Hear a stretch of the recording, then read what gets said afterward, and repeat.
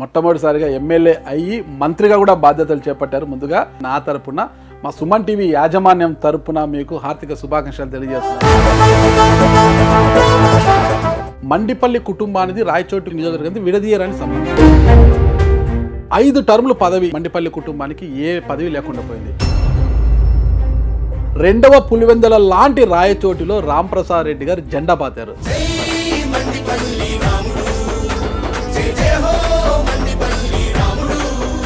రాయచోటి చరిత్రలోనే ఎమ్మెల్యేలు అయ్యారు, కానీ అక్కడ ఎవరు మంత్రి కాలేదు. నేను పడ్డ కష్టానికి ఆ భగవంతుడు చంద్రబాబు నాయుడు గారి రూపంలో ఒక ఉద్యోగస్తునికి టీఏ, డిఏ, హెచ్ఆర్ అన్ని అలయన్స్లు కలిపి ఒకసారి వస్తాయి కదా, ఒకేసారి. మీరు ఏ కుటుంబాన్ని అయితే నమ్ముకొని రాజకీయం చేశారో ఆ రోజు ఆ కుటుంబం వీళ్ళు అవమానించింది.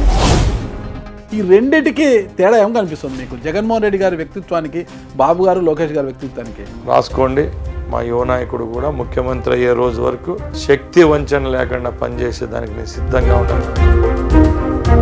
మీ మనసుకు నచ్చిన, మీకు సన్నిహితుడు అనుకోవచ్చు, స్నేహితుడు అనుకోవచ్చు, ఒక బ్రదర్ అనుకోవచ్చు, సైకం శ్రీనివాసరెడ్డి గారికి ఈసారి మిస్ అయిపోయింది అవకాశం. రాజకీయం వేరే, పర్సనల్ ఇష్యూస్ వేరే. పెద్దిరెడ్డి కుటుంబం యొక్క దూకుడుకి కళ్ళం వేసేందుకు అదే దూకుడు ఉన్న రాంప్రసాద్ రెడ్డికి మంత్రి పదవి ఇచ్చారా అన్నది ఇక్కడ. అధికారం ఎవరబ్బ సొత్తుగా. పెద్దిరెడ్డిని ఏమన్నా చేయాలంటే నాకు మంత్రి పదవి ఇవ్వాలా చెప్పండి. పెద్దిరెడ్డి గారు 3,000 ఎకరాలు ప్రభుత్వ భూములు కాజేశారు, పేదల భూములు కాజేశారు, మీరు ఒక ప్రెస్ మీట్లో ఆరోపించారు. ఆధారాలు ఉన్నాయి మీతో దగ్గర అవన్నీ కూడా. 3,000 ఎకరాలు తప్పన్నా, తోడతా అంటే బయటకు వస్తానే. రవాణా శాఖ, ఆర్టీసీ ఎంప్లాయీస్ యొక్క పెన్షన్ పరిస్థితి ఏంటి అని ఆ రోజు జగన్మోహన్ రెడ్డి చేసిన తప్పులే ఈ రోజు వాళ్ళకి శాపంగా అయింది. మహిళలకు బస్సులు, ఆర్టీసీ బస్సులు ఉచిత ప్రయాణం, ఇది ఆషామాషి పని కాదు. తెలంగాణ, కర్ణాటకలో చాలా ఈజీగా చేసేశారు కదా. గత ప్రభుత్వంలో ఆడుదాం ఆంధ్రాపేట 100 కోట్ల అవినీతి జరిగింది, ఎవరిని వదిలిపెట్టమంటున్నారు కదా. ఎక్కడ పడినానో అక్కడే నిలబడి చూపించాను. రేపు వచ్చే 5 సంవత్సరాల్లో నామినేషన్ వేసి ఊర్లో కాదు హైదరాబాద్లో కూర్చొని గెలిచే స్థితికి తీసుకొని వస్తారు రాయచోటి.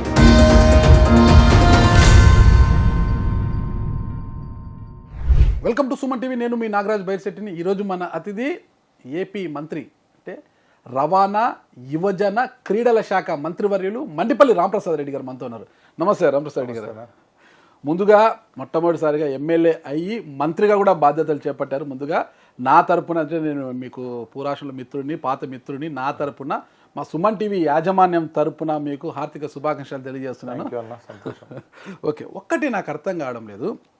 రాయచోటి నియోజకవర్గాన్ని తీసుకుంటే మండిపల్లి కుటుంబానికి రాయచోటి నియోజకవర్గానికి విడదీయరని సంబంధం. మీ కుటుంబ పరంగా తీసుకుంటే దాదాపు 5 టర్ముల పదవి మండిపల్లి కుటుంబానికి ఏ పదవి లేకుండా పోయింది. ఇక రాంప్రసాద్ రెడ్డి గారు రాజకీయ అరంగేట్రం చేసినాక 20 సంవత్సరాల స్ట్రగుల్ పడ్డారనమాట ఎమ్మెల్యే కావడానికి, రాజకీయంగా ముందుకు రావడానికి. అది పక్కన పెడితే రాయచోటి నియోజకవర్గంలో టీడీపీ జెండా మాయమై 3 టర్ములు అయిందనమాట. 2009, 2014 మధ్యలో బైపోలు వదిలిపెడితే 9, 14, 19 అంటే ఇన్ని స్ట్రగుల్స్ ఇంత చేసిన తర్వాత ఒక్కసారిగా రెండవ పులివెందల లాంటి రాయచోటిలో రాంప్రసాద్ రెడ్డి గారు జెండా పాతారు. ఇది కేవలం ఈ ఘనత, ఈ కీర్తి అంతా రాయచోటి ప్రజలకు, అలాగే నాకు ఈ అవకాశం కల్పించిన పెద్దలు చంద్రబాబు నాయుడు గారికి, మా యువ నాయకులు లోకేష్ బాబు గారికే దక్కుతుంది. గర్వంగా చెప్తున్నా. ఎందుకంటే సరైన టైంలో నన్ను క్యాండిడేట్ చేయడము, రాష్ట్రంలో ప్రభుత్వం రావడము, నేను మంత్రి కావడం, ఇదంతా ఒక పక్కల రాయచోటి ప్రజలు పెట్టిన భిక్ష అయితే, రెండో పక్కల నన్ను క్యాండిడేట్గా ఎంచుకున్న మా అధినాయకత్వం అనేది. రాయచోటి చరిత్రలోనే ఎమ్మెల్యేలు అయ్యారు, కానీ అక్కడ పాలకొండరాయుడు కుటుంబం కావచ్చు, మండిపల్లి కుటుంబం నుంచి 4 సార్లు ఎమ్మెల్యే, మీ నాన్నగారు 2 సార్లు, మీ అన్నగారు 2 సార్లు, ఇంతమంది అయినా ఎవరు మంత్రి కాలేదు. కానీ మొట్టమొదటిసారిగా గెలిచిన రాంప్రసాద్ రెడ్డి గారు మాత్రము మండిపల్లి కుటుంబం నుంచి వచ్చి మంత్రి అయిపోయారు. అసలు మీకు మంత్రి అవ్వడానికి కలిసి వచ్చిన ఈక్వేషన్ ఏంటి? మొట్టమొదటిగా ఆ గౌరవం నాకు దక్కిందంటే మీ అందరికీ తెలుసు. గత 20 సంవత్సరాలుగా నేను రాజకీయాల్లో ఉన్నాను. రాయచోటి నియోజకవర్గ ప్రజల కష్ట సుఖాల్లో అయితేనే, నా కష్ట సుఖాల్లో అయితేనే వాళ్ళ భాగం పార్ట్ అయితే ఉంది. ముఖ్యంగా నన్ను అధిష్టానం గుర్తించిందంటే ఏ పక్కలు ఉంటే ఆ పక్కలు నిజాయితీగా పనిచేయడం నాకు అలవాటన్న. మా కుటుంబం ముందు కూడా రాజశేఖర రెడ్డి కుటుంబంతో నడిచేది. వాళ్ళతో భేదాభిప్రాయాలు వచ్చిన తర్వాత నేను తెలుగుదేశంలోకి రావడం జరిగింది. ఎన్నో కేసులు బరాయించిన గత 5 సంవత్సరాల్లో ఎప్పుడు చూడలేని కష్టాలు చూసినాం. 5 సంవత్సరాల్లో మా ప్రజలైతేనేం, నేనైతేనేం, 307 కేసులు అయితేనేం, చిన్న చిన్న పనులకు కూడా చిన్న విఆర్ఓతో కూడా పని చేయించుకోలేని పరిస్థితి తెచ్చిపెట్టినారు లాస్ట్ ప్రభుత్వంలో. ఇవన్నీ ఆటుకొని ఆ ఆటుపోట్లన్నీ ఎదిరించి మేము నిలబడ్డాము కాబట్టి హైకమాండ్ మమ్మల్ని గుర్తించింది, ఆ గౌరవం పెట్టింది. బట్ జీవితంలో ఎప్పుడు మంత్రి అవుతా అనుకోలేదు. బట్ ఎమ్మెల్యే అవుతాం అనేది నాకు తెలుసు. ఎమ్మెల్యే అనేది నాకు ఒక ప్యాషన్. ముందు మీ ఇంటర్వ్యూలలో కూడా చెప్పాను. నేను ఎలాగుందంటే, నేను ఎవరన్నా అడిగితే చెప్తారు మంత్రి అయిపోయినామంటే నేను పడ్డ కష్టానికి ఆ భగవంతుడు చంద్రబాబు నాయుడు గారి రూపంలో ఒక ఉద్యోగస్తునికి టీఏ, డిఏ, హెచ్ఆర్ అన్ని అలయన్స్లు కలిపి ఒకసారి వస్తాయి కదా, ఒకేసారి ఎమ్మెల్యే అయిపోవడం, ఎమ్మెల్యేగా కేవలం 10 రోజులు ఉండడం, మంత్రి అయిపోవడం, అన్ని జరిగిపోయినాయి. ఇప్పుడు నిజమైన ఏదైతే బాధ్యత ఉందో అది గుర్తు పెట్టుకొని పనిచేస్తే నాకు భవిష్యత్తు ఉంటుందని నేను ప్రగాఢంగా నమ్ముతున్నా.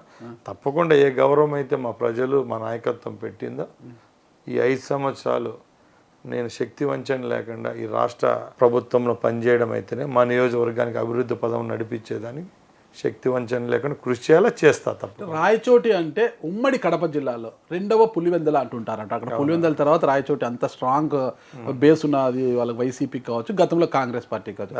అయితే అలాంటి రాయచోటిలో మీ రాంప్రసాద్ రెడ్డి గారి గెలుపుకి కారణము అంటే ఈ ఎన్డీఏ కూటమి యొక్క పవనాలు అంటారంటే, వేగంగా ఇచ్చిన అంటే గాలి అంటారా, లేదంటే నిజంగా మీరు పడ్డ కష్టానికి తగ్గ ఫలితంతో ప్రజలు గుర్తించి మిమ్మల్ని అసెంబ్లీకి పంపించారా? ఎవరేమనుకుంటారో నాకు తెలియదు కానీ అన్న, రాయచోటి నియోజకవర్గం అంటే ఈక్వలెంట్ పులివెందుల. ఎందుకంటే అప్పుడు మేము కాంగ్రెస్లో ఉన్నాం, వైసీపీలో ఉన్నప్పుడు కూడా ఈరోజు ఆ పార్టీ అన్ని సంవత్సరాలు అధికారంలో ఉండడానికి మా కుటుంబ పాత్ర కూడా చాలా ఉంది. నేను ఫస్ట్ టైం చంద్రబాబు నాయుడు గారి దగ్గరికి వెళ్ళేటప్పుడు ఒకటే అన్నాను, సార్ తెలుగుదేశం పార్టీ అనేది బలమైన ఓటు ఉండే శక్తివంతమైన పార్టీ సార్.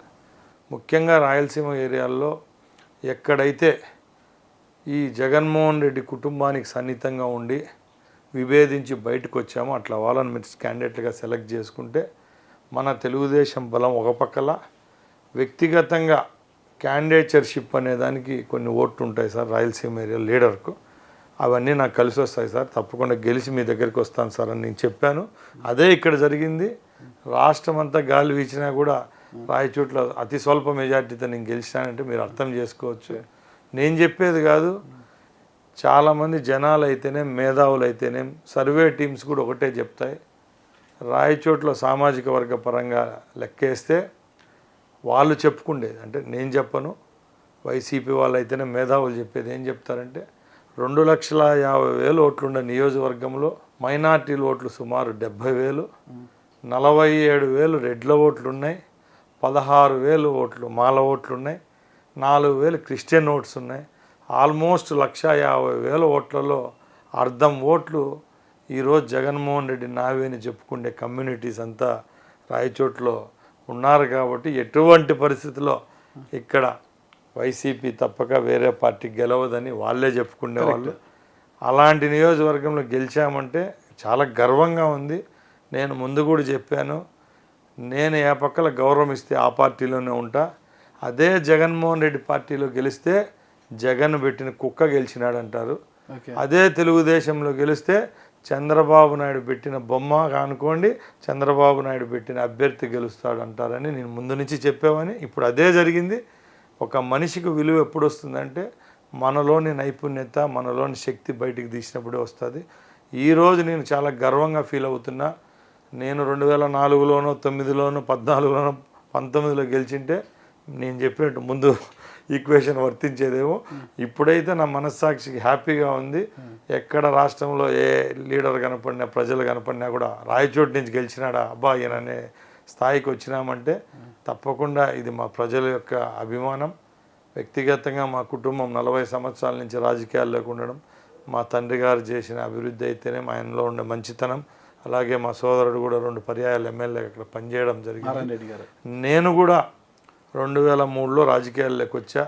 2004లో వయసు లేక మా సిస్టర్ని పెట్టుకొని, మా సిస్టర్ కూడా ఆ రోజు రాష్ట్రం అంతా కాంగ్రెస్ పవనాలు వస్తే రాయచోట్లో కొన్ని అనివార్య కారణాల వల్ల 3,400 ఓట్లతో ఓటమి చవి చూడడం, మళ్ళీ రాబోయే 3 పర్యాలు నాకు టికెట్ దక్కకపోవడం, ఈసారి గెలవడం కూడా ఇది ఒక చరిత్రని అందరూ అంటారు, నేను కూడా ఏకీభవిస్తాను. ఎందుకంటే మన మీద మన గురించి డబ్బా కొట్టుకోవడం కాదు, ఎదురోడు మన గురించి ఒక మంచి మాట చెప్తే అది విని సంతోషపడడం ఎవరికైనా హ్యాపీగా ఫీల్ అవుతాం. కాబట్టి తప్పకుండా ఈ పులివెందలని చెప్పుకునే దాన్ని అయితే మేము ఆ చరిత్రను తిరగరాసి ఇక్కడ గెలిచిన దానికైతే చాలా హ్యాపీగా ఉంది. జెండా పీకకుండా చేస్తారా? తప్పకుండా అన్న. అధికారం ఎవరు అబ్బ సొత్తు కాదు, అది ఎవరికైనా ఒకటే. ఈరోజు శ్రీకాంత్ రెడ్డి అని ఆయన 4 పర్యాయాలంటే ఒక బై ఎలక్షన్తో పాటు 3 జనరల్ ఎలక్షన్స్ గెలిచాడంటే అక్కడ ఉన్న సామాజిక వర్గాలు ఫస్ట్ థింగ్. రెండోది ఆయన నమ్మినా నమ్మకపోయినా మాలాంటి కుటుంబాలు ఆయనకు ఎలక్షన్లో సపోర్ట్ చేయడం కూడా జరిగింది. కాబట్టి అక్కడ గెలవడం జరుగుతూ వచ్చింది. ఈసారి ఎలక్షన్ అనేది ఒక డిఫరెంట్గా జరిగిందన్న. రాష్ట్రం అంతా కూటమి జెండా ఎగరేస్తూ ఉన్నా కూడా రాయచోట్ల కౌంటింగ్ కాడికి వచ్చేటప్పటికి మైనస్లో ఉన్నాం మేము. ఒకసారి అయితే 8,000 ఓట్ల మైనస్లో ఉంటే దాన్ని తీసుకొని 2,500తో గెలిచినాం. ముఖ్యంగా నా విజయంలో పాత్ర వహించిన ఎంప్లాయీస్కి అయితే నేను చేతులెత్తి దండం పెడుతున్నాను. ఎందుకంటే ₹1 కూడా తీసుకోకుండా సుమారు 3 వంతుల్లో 2 వంతుల ఓట్లు తెలుగుదేశం పార్టీకి వేశారు. టీచర్స్ అయితేనే, ఆర్టీసీ వాళ్ళు అయితేనే, అంగన్వాడీలు అయితేనే, డ్వాక్రా సంఘాలు ఎవరైతే ఎలక్షన్ సిస్టమ్కి పోయారో వాళ్ళంతా. అది కూడా ఒక చరిత్రే. అదే స్థాయిలో మీరు వాళ్ళ రుణం తీర్చుకోవాలి. తప్పకుండా ఏ నాయకుడు చెప్పలేని విధంగా మొట్టమొదటిగా కౌంటింగ్ బూత్లో నుంచి బయటకు వస్తా అంటే నేను ఒక్కడే చెప్పా. నా గెలుపు కారణం మేజర్ పాత్ర వహించింది ఉద్యోగస్తులే. వానికి రుణపడి ఉంటా. వచ్చే 5 సంవత్సరాల్లో నా పాత్ర ఏదైతే ఉందో వాళ్ళ యొక్క జీవన ప్రమాణాల్లో ఉద్యోగరీత్యా ఏదైనా అవకాశాల్లో కూడా తప్పకుండా నా పాత్ర వహిస్తా అని చెప్పా. అది తప్పకుండా మాటిచ్చిన పరంగా నిరూపించుకుంటాను. ఒక్క విషయం, ఇక్కడ మీ కుటుంబానికి, వైఎస్ కుటుంబానికి చాలా దగ్గర సంబంధము. నాన్నగారి నుంచి కూడా రాజశేఖర రెడ్డి గారి తర్వాత మీ నాన్నని ఎంత అభిమానించారో రాజశేఖర రెడ్డి గారు మిమ్మల్ని అంతే అభిమానించారు, అంత ప్రేమది. అయితే అంత సీనియర్గా ఉన్నప్పటికీ కూడా శ్రీకాంత్ రెడ్డి గారు ఒక పారాషూట్ వేసుకొని రాజకీయాలకు వచ్చిన తర్వాత మీకన్నా ముందు ఎమ్మెల్యే కావడము, మీరు ఆయన్ని ఫాలో కావాల్సిన పరిస్థితి ఉంది. వైఎస్ కుటుంబానికి దగ్గరగా ఉన్నప్పటినీ వైఎస్ఆర్సీపీలో మీకు జరిగిన అన్యాయాన్ని భరించలేక మీరు బయటకు వచ్చారు. ఈరోజు అక్కడ మీరు ఏ కుటుంబాన్ని అయితే నమ్ముకొని రాజకీయం చేశారో ఆ రోజు ఆ కుటుంబం వీళ్ళు అవమానించింది.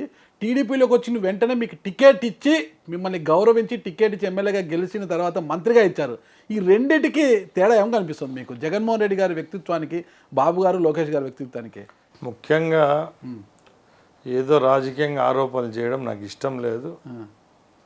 ఆ కుటుంబానికి మేము పనిచేసినాం, 85 నుంచి చేసినాం. ముఖ్యంగా 85లో రాష్ట్రం అంతా తెలుగుదేశం ప్రపంచంలో కూడా మా ఫాదర్ ఎమ్మెల్యే అయ్యారు. అలాగే 89లో ఎమ్మెల్యే అయినాం. రాష్ట్రం అంతా ఒక దగ్గరే కాన్సన్ట్రేట్ చేసిన బై ఎలక్షన్ కూడా ఆ రోజు మా సోదరుడు గెలిచాడు. అలాగే 94 ఎలక్షన్లో టోటల్ కాంగ్రెస్ పార్టీ రాష్ట్రం అంతా 294 సీట్లు తుడిచిపెట్టుకొని పోయి 24 స్థానాలు గెలిస్తే ఆ రోజు కూడా రాయచోటి స్థానంలో మేమే గెలవడం జరిగింది. అంటే దీనికి అంతా ఒక నిదర్శనం ఏంటంటే మన కుటుంబంలో మనలో ఇంత శక్తి ఉంటేనే ఇవన్నీ జరుగుతాయి. కేవలం ఎవరో ప్రోద్బలంతో వాళ్ళు పెట్టిన బొమ్మలు అయితే గెలవలేము కదన్న. అలాగే వాళ్ళ పాత్ర ఎంతవరకు ఉందో వాళ్ళు పోషించినారు. ఆ కుటుంబం పైకి వచ్చేదానికి కూడా మా పాత్ర కూడా ఉంది. దాన్ని నేను ఎప్పటికీ మర్చిపోలేదు. ఇంకా ఇంటర్వెల్ తర్వాత ఈ సినారియోలోకి వస్తే అతి తక్కువ కాలంలో చంద్రబాబు నాయుడు గారి కుటుంబానికి ఏం చేయలేదు మేము. ఇంకా చెప్పండి, రాజశేఖర రెడ్డి కుటుంబానికి చాలామంది టీవీలు చూస్తూ ఉంటారు. ఇక్కడ ముఖం మీద ఇప్పటికి కూడా గాయం ఉంది. 2008లో 5,000 రూపాయల చెక్కులు పంపిన రైతులకి ఇచ్చే సమయంలో అప్పుడున్న స్థానిక శాసనసభ్యుడు తెలుగుదేశానికి చెందినవాడైతే మేము అప్పుడు కాంగ్రెస్లో ఉంటే ఆయన ఏదో రాజశేఖర రెడ్డి మీద కామెంట్ చేస్తే కూడా నేను ఓర్చుకోలేక ఆ రోజు అక్కడ మార్కెట్ యార్డ్లో గలాట పడడం జరిగింది. ఆ గలాటలో నాకు ఇంత గాయం ఆ రోజు ఉండే పరిస్థితిలో ఇప్పుడు మేమంతా కలిసే ఉన్నాం. ఆ రోజు కూడా మేము రాజశేఖర రెడ్డికి లాయల్గానే ఉన్నాం. ఆ లాయాలిటీతో వాళ్ళకి పనిచేసినాం తప్పక. రాజశేఖర రెడ్డి గారు మరణం తర్వాత ఆయన కుమారుడు మిమ్మల్ని అవమానపరచడం తప్పితే ఆదరించలేదు కదా. అవమానం అని నేను అనుకోను, కానీ మనము ఆయనకు నచ్చలేదు. మీకు ముందు ఇంటర్వ్యూలో కూడా చెప్పాను నేను, మనం ఆయన లవ్ చేసినా ఆయన మనం లవ్ చేసే పరిస్థితులు లేడు. అందుకు నేను ఎప్పుడు ఇదే చెప్తాను, శ్రీకాంత్ రెడ్డిని ఎక్కువ లవ్ చేసినాడు.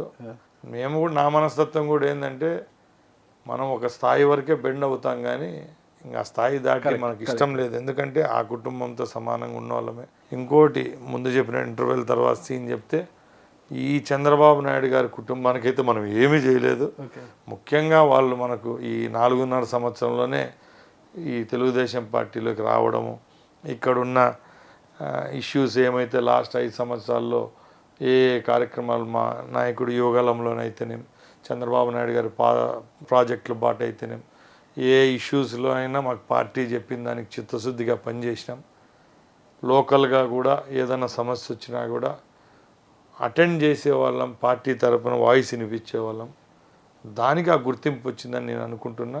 ఏమీ మా దగ్గర ఎక్స్పెక్ట్ చేయకుండా కేవలం మన మీద నమ్మకంతో ఈ అవకాశం ఇచ్చినారని నేను ప్రగాఢంగా నమ్ముతా. ఎందుకంటే 20 సంవత్సరాలు ఉన్నా కూడా కొందరు మమ్మల్ని పట్టించుకోలేదు. ఏమీ చేయకుండా కూడా ఈరోజు అబ్జల్యూట్ మెజారిటీ ఉంది. ఏదో 95 సీట్లో 80 సీట్లో గెలిచి తెలుగుదేశం కూటమి ఫామ్ చేస్తాడు, మంత్రి పదవి రావడం చాలా ఈజీ. దాంట్లో గెలిచింటే ఈరోజు భారతదేశంలోనే ఒక చరిత్ర ఈ గెలుపు. దాంట్లో ఒకే సామాజిక వర్గానికి చెందిన వాళ్ళ 32 మంది గెలిచాం. మహామహులు గెలిచినారు, పెద్దరెడ్లమంతా గెలిచినా కూడా వాళ్ళల్లో అవకాశం కల్పించినారంటే చాలా ధన్యుణ్ణి. నేనైతే ఒకటే చెప్తున్నా, వాళ్ళు పెట్టిన నమ్మకాన్ని ఎటువంటి పరిస్థితిలో ఒమ్ము చేసే పరిస్థితిలో నేను లేను. ఏ నమ్మకం అయితే వారు ఇరువురు తండ్రి కొడుకు మా మీద పెట్టారో దాన్ని దిగ్విజయంగా 5 సంవత్సరాలు పూర్తి చేస్తాం.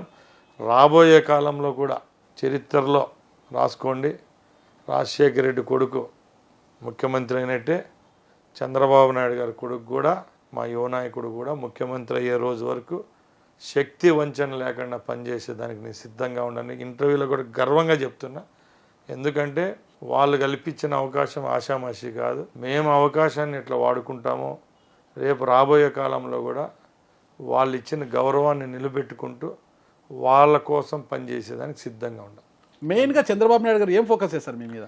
నేనైతే ఎక్కడ ఏ రోజు చంద్రబాబు నాయుడు గారు కానీ మా యువ నాయకుడిని కానీ నేను మంత్రికి ఎలిజిబిలిటీ, నాకు మంత్రి పదవి ఇవ్వండి అని ఎప్పుడు అడగలేదు. ఎందుకంటే ఎమ్మెల్యే టికెట్ అనేది ఒక గొప్ప అనుకున్నాను నేను. అది మనకు ఫస్ట్ లిస్ట్లోనే ఇచ్చినారు కాబట్టి ఫెల్ట్ వెరీ హ్యాపీ. ఫస్ట్ లిస్ట్లోనే నా పేరు రావడం, గెలవడం జరిగిపోయింది. ఇంకా మంత్రి అనేది ముందు చెప్పినట్టు ఇందరు గెలిచిన తర్వాత మనకు వస్తుంది అనుకున్నాం. అది కూడా ఉమ్మడి కడప, చిత్తూరు జిల్లాలో ఇక్కడ 10 స్థానాలు, అక్కడ సుమారుగా 14 స్థానాలు, 15 ఉన్నాయి. అంటే 25 స్థానాలకు కలిసి ఒక ముఖ్యమంత్రి, ఒక మంత్రి అంటే వాళ్ళు ఏ ఈక్వేషన్లు వేసుకుంటారో మీ అందరికీ తెలుసు. ఏమీలు కాదని నాకు ఇచ్చినారని మీరే అంటారు. కాబట్టి ఆ క్వశ్చన్ ఎప్పుడైనా మా నాయకత్వాన్ని అడిగితేనే బాగుంటుంది. ఎందుకంటే దాన్ని కామెంట్ చేసి దాని గురించి నేను చెప్పే అర్హత నాకు లేదు. ఎందుకంటే ఇచ్చింది వాళ్ళు ఇవ్వడం, బాధ్యత ఇవ్వడం, ఏ బాధ్యత ఇచ్చినా చేసేవాళ్ళమే. ఒకవేళ కూడా మినిస్ట్రీ ఇవ్వకుండా ఎమ్మెల్యేగా ఉండి కూడా నా బాధ్యతనైతే నేను సక్రమంగా నెరవేర్చేదానికి సిద్ధంగా ఉన్నా. నాకు ఒకటి అర్థంగా, ముందు నుంచి మిమ్మల్ని 2004 నుంచి చూస్తున్నా, మీరు అప్పట్లోనే ఒక నాయకుడిగా ఎదిగినా కూడా ఎంత ఎదిగినా ఒదిగి ఉండాలనేది అయితే మిమ్మల్ని చూసి నేర్చుకుని ఈరోజు మంత్రి అయినా కూడా అలాగే ఒక సామాన్యుడిగా, ఒక ఎమ్మెల్యేగా, ఒక పార్టీ నాయకుడిగా, ఒక కార్యకర్త లాగే మీరు వ్యవహరిస్తుంటారు. ఈరోజు చూశాను ఒక ఎమ్మెల్యే మీ దగ్గరకు వస్తే ఆ ఎమ్మెల్యేకి మీరు సన్మానం చేశారన్నమాట. ఎలా అలవర్చుకున్నా? నేను ఒకటే చెప్తున్నా, గర్వంగా చెప్తున్నా. మా తండ్రి గారు ఈరోజు నా వయసు 42 సంవత్సరాలు. నాకు 11వ ఏటన మా తండ్రి చనిపోయాడు. ఆల్మోస్ట్ ఈ రోజుకి 33 సంవత్సరాలైంది మా తండ్రి గారు చనిపోయి. నిన్న మొన్న ఎమ్మెల్యేలుగా ఉండి మంత్రులుగా ఉండే వాళ్ళ కొడుకులకి అవకాశాలు లేని కాలం ఇది. ఆలోచించండి. అదే మా తండ్రి 32 సంవత్సరాల ముందు చనిపోయి మా కుటుంబం నుంచి రాజకీయం, ఎమ్మెల్యే పదవి దూరం అయ్యి సుమారు 25 సంవత్సరాలు, నేను రాజకీయ ప్రవేశం చేసి 20 సంవత్సరాలు, ఈరోజు ఎమ్మెల్యే అయింది, ఈరోజు మంత్రి కావడం జరిగిపోయిందంటే మనలో ఇంతో అంత చిత్తశుద్ధి, నమ్మకము, నిజాయితీ ఉంటేనే అవుతాను. నేను ఈరోజు కూడా గర్వంగా చెప్తున్నా, నాకు ఈ స్థాయికి రావడానికి కారణమైన వారు ఈరోజు ఎమ్మెల్యేలుగా 15 మంది ఉన్నారు. అలాగే ఎమ్మెల్యేలు కాకుండా వాళ్ళు కూడా రేపు అవకాశానికి ఎత్తుక్కుండే వాళ్ళు చాలామంది ఉన్నారు. వాళ్ళందరికీ నేను కృతజ్ఞుడిని. ఈ రోజుకి మా ఇంటికి వస్తే కూడా నేనే పోయి వాళ్ళు డోర్ వేసి బండిలో కూర్చొని పెడతాను. ఎందుకంటే ఏదో నాకు అవకాశం వచ్చిందని నేను మీసాలు నిలేసేవాడిని కాదు. నాకంటే ఉన్నత స్థితిలో ఉండి 4 పర్యాయాలు ఎమ్మెల్యే అయ్యి నన్ను పిలుచుకొని పోయి రాజకీయంగా పరిచయాలు చేసి, కొందరైతే నాకు ఎమ్మెల్యే టికెట్ ఇవ్వమని చెప్పి నాకు రేపు ఏదైనా అవకాశం వస్తే మంత్రి పదవి కూడా వద్దు, మా ఓనికి ఎమ్మెల్యే టికెట్ ఇవ్వండి అనే మనిషి కూడా ఈరోజు ఎమ్మెల్యే అయినాడు ఒక ఆయన. ఇంకా చాలామంది వాళ్ళ సొంత పనులు కూడా జాలిచ్చి సార్ మన పార్టీకి వస్తే బలం అవుతాడు సార్ అని చెప్పిన వాళ్ళు చాలామంది ఉన్నారు. వాళ్ళందరి తరపున నేను ప్రతినిధిని అంతే. ఏ రోజుటికైనా నా మీద వాళ్ళందరూ పెట్టిన గౌరవాన్ని నేను కాపాడుకుంటా. రేపు 5 సంవత్సరాల తర్వాత కూడా నన్ను ఇంటర్వ్యూ చేసినా కూడా ఈ క్వశ్చన్ అడిగితే ఇదే ఆన్సర్ చెప్తా. ఎందుకంటే అవకాశాలు అందరికీ రావు, నాకు అవకాశం వచ్చింది. నాకంటే గొప్ప వాళ్ళు చాలామంది ఉన్నారు, రాజకీయ పరంగా కానీ ఆర్థిక పరంగా కానీ. వాళ్ళ నియోజకవర్గాల్లో కూడా నాకంటే బలమైన వాళ్ళు ఉన్నారు. వచ్చిన అవకాశాన్ని సద్వినియోగం చేసుకోవడం ఒక ఎత్తు అయితే, మన చుట్టూ ఉండి మనకి ఏ అవకాశాలు లేని రోజు మనకు సాయం అందించిన వాళ్ళైతే మర్చిపోతే మనకు ఏం లైఫ్ అనేది సార్థకం ఉండదు. కాబట్టి సింపుల్గా బతకడం, నిజాయితీగా పనిచేయడం ఖచ్చితంగా అదే మీ గొప్పతనం అండి. ఖచ్చితంగా ఇంకోటి, మీ మనసుకు నచ్చిన, మీకు సన్నిహితుడు అనుకోవచ్చు, స్నేహితుడు అనుకోవచ్చు, ఒక బ్రదర్ అనుకోవచ్చు, సైకం శ్రీనివాస్ రెడ్డి గారికి ఈసారి మిస్ అయిపోయింది అవకాశం. మీకు అదే చెప్తున్నా కదా, అందరికీ అవకాశాలు రాలేదు, కొందరికి వచ్చినాయి, కొందరు రాలేదు. ఆ కోవలో ఆయన కూడా ఒకడు. తప్పకుండా తెలుగుదేశం పార్టీకి సేవ చేసినాం. రేపు రాబోయే కాలంలో ఆయనకు కూడా అవకాశం రావచ్చు. నేను ఒకటే చెప్తున్నా, పూజ చేసేదే మన వంతు, రేపు ఫలితం ఇవ్వాల్సింది దేవుని వంతు అనేది రిజల్ట్ అనేది. తప్పకుండా ఒక చిన్న సంఘటన అంటే, మీ శ్రీమతి గారు పోలీసుల పట్ల కొంత మాట్లాడదు, వీడియో వైరల్ అయింది కదా, అది ఏమనిపించింది అసలు మీకు? నా చిన్న క్లారిఫికేషన్, ఇంతవరకు నేను ఆ విషయం గురించి మాట్లాడలేదు. ట్రోలర్స్ అంతా కలిసి ట్రోల్ చేస్తున్నారు, దాంట్లో ఏం తప్పు ఉందని నేను అడుగుతున్నా, ఫ్రాంక్గా అడుగుతున్నారు. వాళ్ళకు అక్క చెల్లెళ్ళు ఉంటారు. ఒక మంత్రి భార్యగా ఆ మంత్రి ఆ రోజున్న పరిస్థితుల్లో ప్రభుత్వం యొక్క కార్యక్రమానికి నేను వైజాగ్ వెళ్ళడం జరిగింది. ఇక్కడ ఒక మహోన్నతమైన ప్రోగ్రాం పెన్షన్లు ఇవ్వడం, ఆ ఇచ్చే కార్యక్రమాన్ని పురస్కరించుకొని మా సొంత మండలంలో ఇచ్చేదానికి సిద్ధం కావడం. ఆ కార్యక్రమంలో కూడా సుమారు 13 గ్రామాలు ఉన్నాయి మా మండలంలో. పొద్దున్న 6కి స్టార్ట్ చేస్తే కూడా అయిపోవు సాయంత్రం లోపల. పోలీసు వాళ్ళే రక్షణ కల్పిస్తామని చెప్పినారు, మీరు బయటికి పోకూడదు మేము వచ్చే వరకు అని చెప్పడంతో వెయిట్ చేయడం జరిగింది. చాలాసేపటికి వాళ్ళు లేటుగా రావడము, ఏమి లేరు కాబట్టి పెన్షన్ల పంపిణీకి మీ ఆవిడ వెళ్ళారు మంత్రి గారి తరపున. ఓకే, లేటుగా రావడానికి ఎందుకు వచ్చారంటే, ఆడ జనాలంతా ఎండకు కాసుకొని ఉంటారు, ముసలోళ్ళు ఉంటారు, వితంతువులు ఉంటారు. మీరేమన్నా వైసీపీకి జీతం ఇస్తుందా, ప్రభుత్వం ఇస్తుందా అని అడగడం ఏమైనా తప్ప అని అడుగుతున్నా, ఫస్ట్ థింగ్. రెండోది, వీళ్ళు తెలియక ఏదేదో కామెంట్లు చేస్తున్నారు కదా, మంత్రి గారి భార్యకు కూడా కాన్వాయ్ ఏర్పాటు చేయాలి. ఎవరు అడిగారు? ఫస్ట్ థింగ్ అది గుర్తించాలి. ఎవరు? నేను అడిగానా? మా వైఫ్ అడిగిందే ఫస్ట్ థింగ్. రెండోది ఏంటంటే, ఈరోజు మేము జులుం అంటున్నారే, రండి మా ఇంటికి రండి. పొద్దున్నే కాన్వాయ్ నేనున్నా స్టార్ట్ అయ్యేటప్పుడు కూడా ఎస్ఐ అయితేనే, సిఐ అయితేనే, నా పిఏలు అయితేనే ఒకే డైనింగ్ టేబుల్ మీద కూర్చొని భోంచేస్తాను. ఇదే ఎస్ఐ మా ఇంట్లో 10 సార్లు భోంచేసి ఉంటాడు నేను మంత్రి అయిన ఈ 30 రోజుల్లోనే.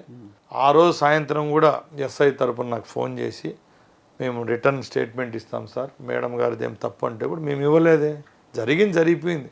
దీని వెనకాల ఎవరి పాత్ర ఉంది, ఎవరు దీన్ని చేసినారు అనేది నాకు తెలుసు, మా నాయకత్వానికి కూడా తెలుసు. నేనైతే ఒకటే చెప్తున్నా, సాధారణ గృహిణి మా వైఫ్, మేము స్టేట్ లీడర్లు చేసేసినారు. ఎవరైతే నా మీద వ్యతిరేకులు ఉన్నారో దానికి నేనేం బాధపడను. ఎందుకంటే నిజాయితీగా ఒప్పుకుంటున్నాం, మేము తప్పు చేయలా, మేము అందరినీ ఒకటే గౌరవిస్తాం. ఈరోజు పోలీస్ వ్యవస్థ అనేది మాకేం గొప్ప కాదు. ఫ్రాక్షన్ చేసిన కుటుంబాలు, తుపాకులు, పోలీస్ కాకి గుడ్డలు మేమేం కొత్తగా చూడాల. 1985లోనే మా నాయనకు 4 గన్మెన్లు ఉండేవాళ్ళు. ఆ కాలంలోనే నేను ఇన్ఛార్జ్ కొన్ని రోజు కూడా నా ఇంటికి పోలీస్ AK-47 ఫికెట్ ఉండేది నక్సల్స్ ఉన్నప్పుడు. మాకేదో ఊరేగింపులుగా దండోలు వేసుకొని ఊర్ల మీద పోలీసులను పిలుచుకొని పోయినంత గత్యంతరం, దరిద్రం మాకు పట్టలేదు. ఇదంతా ఒక మీడియా వల్ల అయితేనే, మాకు వ్యతిరేక వర్గం వాళ్ళ సృష్టి మాత్రమే ఇది. ఇలాంటి చెత్త దానికి భయపడే పరిస్థితుల్లో మేము లేము. ఎందుకంటే ఎవరైనా మేము నిజాయితీగా తప్పు చేసింటే వచ్చి మా కాలర్ పట్టుకొని అడిగినా దానికి సమాధానం చెప్పాలా. అంతే తప్పక మనం తప్పు చేయని దానికి ఒక ఆడబిడ్డ మీద ఇట్లాంటి నెపాలం పోయడం పెద్ద కాదు. ఈరోజు ఇట్లా అనుకుంటే వైసీపీ సోషల్ మీడియా అయినా, ఇంకా వేరే వాళ్ళు వ్యతిరేకులు ఎవరైతే నేను చెప్తున్న వాళ్ళంతా ఉన్నారు కదా, మీ తరపున మీ వాళ్ళను ఈరోజు అంతా బయట యాగీ చేస్తున్నారు, అన్ని నిజాలని మీరు నమ్ముతారని అడుగుతున్నాను. అంటే ఒక పీక్ స్టేజ్కి వెళ్ళిపోయిన ఇట్లా ఇష్యూస్ తప్పక ఏదైనా ఆరోగ్యకరమైన విషయాల్లో కావాలంటే ఫైట్ చేసేదానికి సిద్ధంగా ఉన్నాం తప్పక ఇలాంటి దానికి భయపడే ప్రసక్తే లేదు. ఆ విషయంలో చంద్రబాబు నాయుడు గారు అంటే ముఖ్యమంత్రి చంద్రబాబు నాయుడు గారు మిమ్మల్ని శుతిమెత్తగా మందలించారు, కొద్దిగా చూసుకొని పోన్నట్టు కూడా బయట ప్రచారం చేశారు. వాస్తవం అది? మా తండ్రి సమానులు ఆయన. ఓకే. నిజంగా నన్ను శుతిమెత్తనగా మందలిచ్చింటే నాకేం బాధ లేదు. ఇంత పెద్ద అవకాశం కల్పించినా అది చెప్పడంలో తప్పు లేదు. బట్ ఇది ఎంతో పేపర్లో రాసినారు కదా, ఆయన మందలిచ్చేటప్పుడు వీళ్ళు ఎవరు చూసినారో, ఆ ఫోన్ ఇంటా ఉన్నారు, వాళ్ళు ఎవరు నా దగ్గరికి పిలుచుకొని రండి. ఇదంతా కల్పితం. ఇది జరిగింది అయితే యాదృచ్ఛికంగా జరిగింది. అదే కట్ అండ్ పేస్ట్ టైపులో ఆ బిట్టు పెట్టి వైరల్ చేసినారు. చేసింది వైసీపీ వాళ్ళే పక్కా నాకు తెలుసు. దీన్ని కొందరు ఇంకా దీన్ని ఎక్కువ తీసుకోమినారు. దానికి భయపడే ప్రసక్తే లేదు. నిజాయితీగా మేము తప్పు చేసింటే బయటకు వచ్చి ఒప్పుకుంటాము తప్పక ఈరోజు ఆడవారి మీద, పిల్లల మీద ఇట్లాంటి ట్రోళ్ళు చేయడం, యాగీ చేయడం అయితే మంచిది కాదు. నేనైతే విజయసాయి రెడ్డి విషయంలో గత వారం నుంచి 10 మంది ప్రెస్ వాళ్ళు వచ్చి అడిగింటారు నన్ను దీని మీద కామెంట్ చేయమని. దైవసాక్షిగా చెప్తున్నా, ఒకరికి తెలియకుండా నిందేయకూడదని చెప్పి నేను ఏ ప్రెస్కు ఇవ్వలేదు. వైసీపీ వాళ్ళకి చెప్తున్నా. ఎందుకంటే నీతి నిజాయితీ గల వాళ్ళం, మనకు అక్కజెల్లెళ్ళు ఉన్నారు. ఒకరి మీద, ఆయన మీద ఇస్తే ఆయన కుటుంబం ఎంత బాధపడుతుందో మాకు తెలుసు. ఇక్కడ అందరూ ఆశ్చర్యపోతున్నారు. పెద్దిరెడ్డి రామచంద్రారెడ్డి గారి ప్రతి విషయం పైన మాట్లాడాల్సిన మంత్రి రామప్రసాద్ రెడ్డి గారు ఎందుకు విజయసాయి రెడ్డి గారి మీద మాట్లాడడం లేదంటే చెప్తున్నా కదా, ఇదే చెప్తున్నా. రాజకీయం వేరే, పర్సనల్ ఇష్యూస్ వేరే. రాజకీయంగా అయితే రేపు పెద్దిరెడ్డి రామచంద్రారెడ్డి తప్పులు చేసింటే, మోసాలు చేసింటే రికార్డు పరంగా దొరుకుతాయి. అంతేగాని ఇవి విజయసాయి రెడ్డికి నాకు ఎట్లా తెలియనప్పుడు నేను ఇవన్నీ ఎట్లా చెప్తాను? నేనేమో డాక్టర్నా, డిఎన్ఏ టెస్ట్ చేసేదానికి చెప్పండి. ఇవన్నీ ఫ్యామిలీస్ ఉంటాయి, మనం కాదు. నేను ఒక్కడనే మంత్రి కావచ్చు, బట్ నా వెనకాల నాకు అభిమానులు ఉంటారు, మా కుటుంబాలు ఉంటాయి. అనవసరంగా వ్యక్తిగత విషయాలు బురద చల్లడం నాకు ఇష్టం లేకపోతే. మీ గొప్పతనం గతంలో మంత్రులు అలా లేరు కదా, వాళ్ళు చేసి ఇప్పుడు అందుకే లేరు కాబట్టి ఈరోజు వెళ్ళిపోయినారు, కాలగర్భంలో కలిసిపోయినారు. ఇప్పుడు గతంలో ఉన్న మంత్రులు ఎవరో ఈరోజు గుర్తుపట్టే స్టేజ్లో కూడా లేరు. ఎందుకు లేరంటే ఇలాంటి తప్పుడు మాటలన్నీ మాట్లాడి. నేను ఈ రోజు కూడా నా ప్రెస్ మీట్లు చూడండి మీరు, ఎక్కడ నేను ఎవరిని తిట్టను, చెప్తా వాళ్ళు చేసిన తప్పులు ఇవి అంటాము. కానీ వాళ్ళ ఫ్యామిలీస్, వాళ్ళ వ్యక్తిగత విషయాల్లోకి దూర్చడం నాకు ఇష్టం లేదు స్వతహాగా. ఎందుకు మీరు మంత్రి అయిన వెంటనే మీ శాఖల మీద దృష్టి పెట్టడం కన్నా ఎక్కువ పెద్దిరెడ్డి కుటుంబం పైనే ఎక్కువ దృష్టి పెట్టారు, వారిని ఎక్కువ తూలనాడుతున్నారు? నేను ఏ ప్రాంతం నుంచి వచ్చినానో ఒకసారి గమనించండి. నేను వైజాగ్లో పుట్టి పెద్దిరెడ్డి రామచంద్రారెడ్డి గురించి మాట్లాడితే అది తప్పు. నేను పుట్టింది కడప, అన్నమయ్య జిల్లా, రాయలసీమ పరిధి కడప, అన్నమయ్య జిల్లా. ఇప్పుడు అన్నమయ్య జిల్లా, ఉమ్మడి జిల్లా. అన్నమయ్య జిల్లాలో ఉండే 7 నియోజకవర్గాల్లో పెద్దిరెడ్డి రామచంద్రారెడ్డి ఎమ్మెల్యే, వాళ్ళ కొడుకు ఎంపీ, ఇంకో తమ్ముడు ఎమ్మెల్యే. ఇంకా నేను కన్సర్న్ మంత్రి అక్కడ చుట్టుపక్కల. అక్కడ వాళ్ళు చేసిండే తప్పులు ఒప్పులు మాకు తెలుసు. ప్లస్ ఏంటంటే లాస్ట్ టైం జరిగిన అసాంఘిక కార్యకలాపాలు అయితేనేం, మా మీద దాడులు అయితే, తెలుగుదేశం మీద అయితేనేం, లైక్ ప్రజలపైన దాడులు చేసే దాంట్లో ఎవరెవరు వాళ్ళు చేసిన బాధితులు నేను ఒకడిని. తప్పుడు కేసులు పెట్టారు. ఈరోజు ప్రభుత్వం మారిన తర్వాత వందలాది మంది పిటిషన్లు తీసుకొని మా దగ్గరికి వస్తున్నారు. మా భూములు తీసుకున్నారనో, మా మైన్స్ తీసుకున్నారనో, మా ఊర్ల దగ్గర అక్రమంగా ఫెన్సింగ్లు వేస్తాను, ఇట్లాంటివి వస్తానే. కాబట్టి నేను మాట్లాడాల్సింది అంతే తప్పక ఆ రోజు మిథున్ రెడ్డి చెప్పినట్టు మంత్రి పదవి కాపాడుకునేదానికి రామప్రసాద్ రెడ్డి ఇది చేస్తానంటే మంత్రి పదవి ఏమని ఈయన ఇప్పించినాడా? నేను కాపాడుకొని చెప్పండి. ఇచ్చింది చంద్రబాబు నాయుడు గారే. ఇచ్చిన తర్వాత నేను మాట్లాడతాను, కానీ ముందే వాళ్ళని కామెంట్ చేస్తే నాకు మంత్రి పదవి వచ్చేదేమో. బట్ నేను వాళ్ళ గురించి మాట్లాడిన రోజే నాకు మంత్రి పదవి ఇచ్చారు, కానీ ఇప్పుడు నేను వాళ్ళ గురించి ఎందుకు మాట్లాడతాను?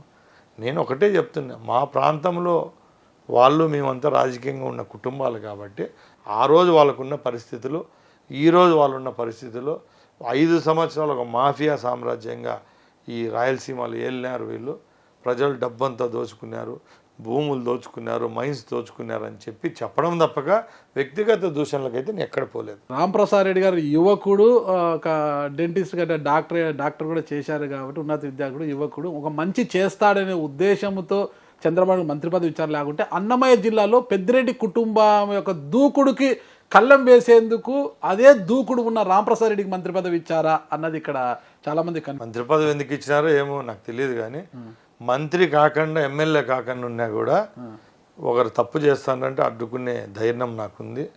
దీనికి 2-3 ఎగ్జాంపుల్ ముందు కూడా నీకు చెప్పిన. ఏం పెద్దిరెడ్డి రామచంద్రారెడ్డి అంటే ఆయన పైన ఆకాశం నుంచి దిగబడలా. ప్రభుత్వం ఉన్నింది, ఆర్థికంగా ఎదిగినాం, చుట్టుపక్కల మంది మార్బలం పెట్టుకొని 5 ఏళ్ళు వెళ్ళినాం.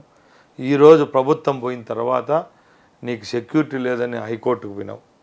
గన్మెన్లు కావాలా, ప్రొటెక్షన్ కావాలి. ఇంకా హైకోర్టు ఇక్కడనే ప్రైవేట్ వాళ్ళని 20 మందిని పెట్టుకొని తిరుగుతారు వాళ్ళ ఫ్యామిలీ. మేము కూడా 85 నుంచి ప్రైవేట్ సైన్యం మాకు ఉండింది, మాకు సొంత వెపన్స్ ఉన్నాయి, మేము ఫ్రాక్షన్ చేసినాం.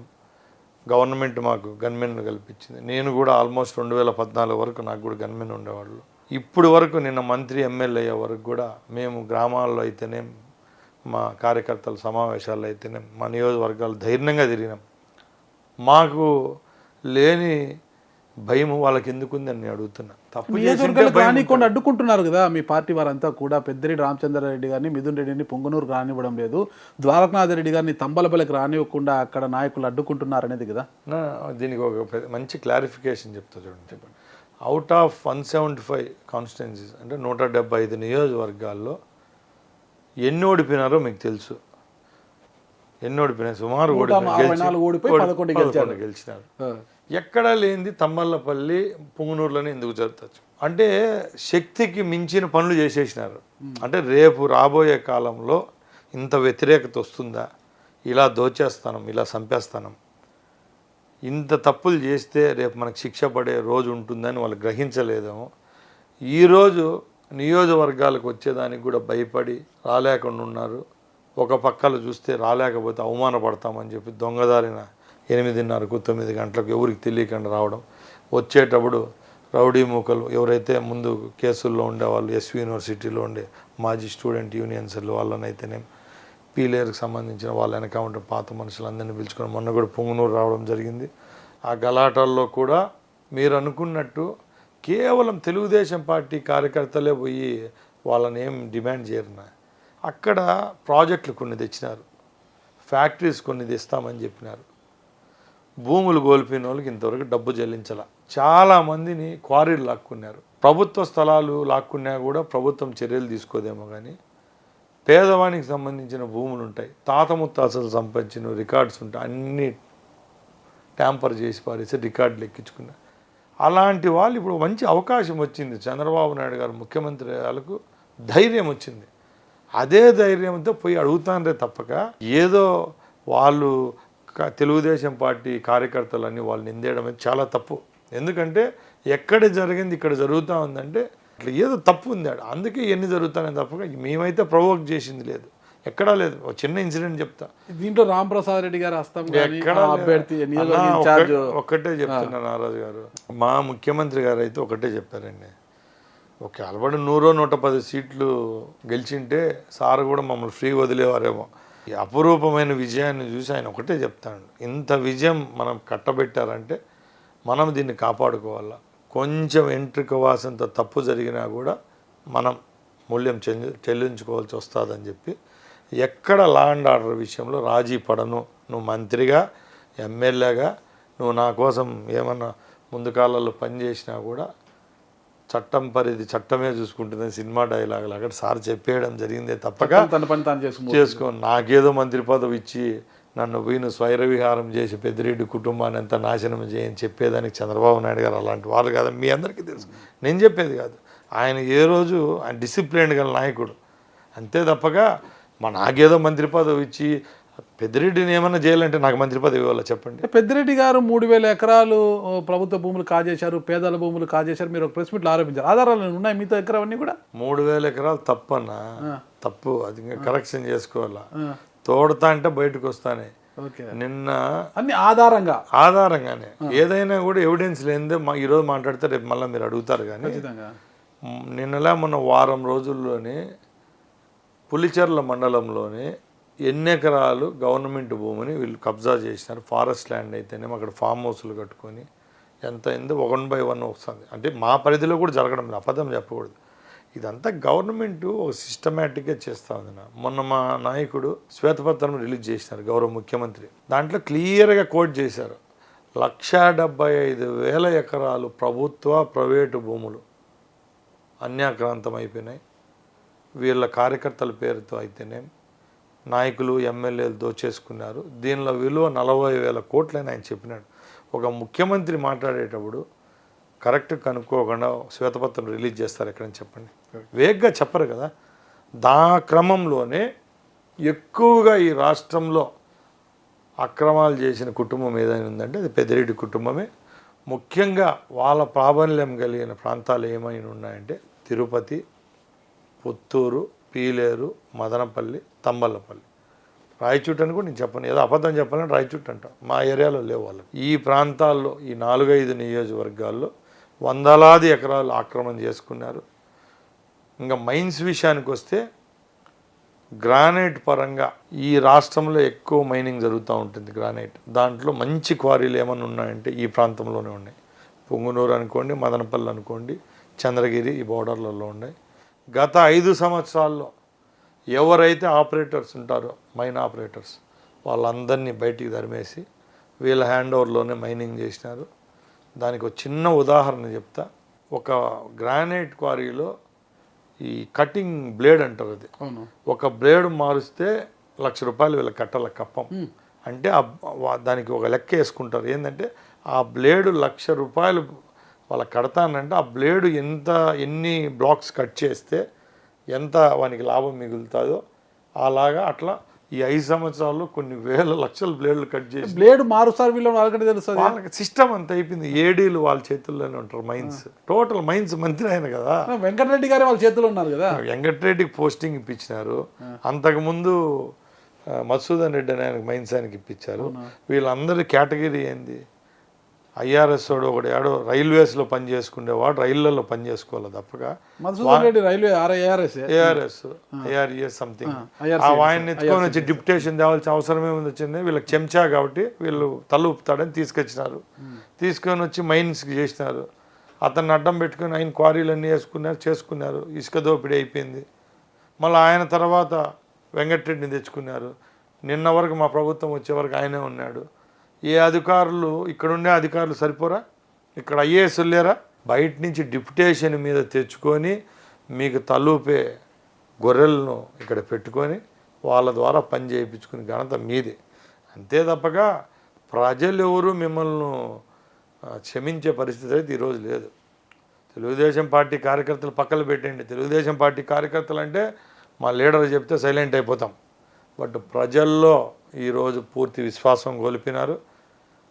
30 రోజుల్లో ఒక 5 రోజులు కూడా నియోజకవర్గాల్లో వచ్చి గడిపే పరిస్థితులు ఆ కుటుంబం లేదు. నిజంగా మీరు ఒకసారి ఆలోచించండి. గడపనిస్తారా మీరు?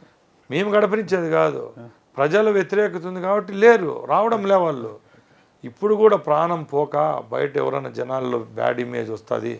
ఎమ్మెల్యే గెలిచినాం, 2 ఎంపీ గెలిచిపోయినాం, ఇంకన్నా రాకపోతే ఎట్లా అని చెప్పి ఉక్కిరి బిక్కిరై పొద్దున్నే 8కో 7కో బయలుదేరి వచ్చి ఈరోజు వస్తాను తప్పక ఆ రోజున్న ఆ తీవి, ఆ మంది మార్బలం, ఆర్భాటం, ఆ పోలీసు వ్యవస్థ, ప్రైవేట్ సైన్యం ఈరోజు లేదు వాళ్ళ వెనకామంటే. ఎందుకంటే వాళ్ళు కూడా తెలుసుకున్నారు. కానీ అన్నమయ్య జిల్లాలో పెద్దిరెడ్డి కుటుంబానికి చెక్ పెట్టడానికి మిమ్మల్ని, చిత్తూరు జిల్లాలో చెవిరెడ్డి కుటుంబానికి చెక్ పెట్టడానికి పులవర్తి నాని గారికి ఫుల్ పవర్స్ ఇచ్చేశారంటున్నారు. ఇదంతా బయట మీడియా సృష్టి.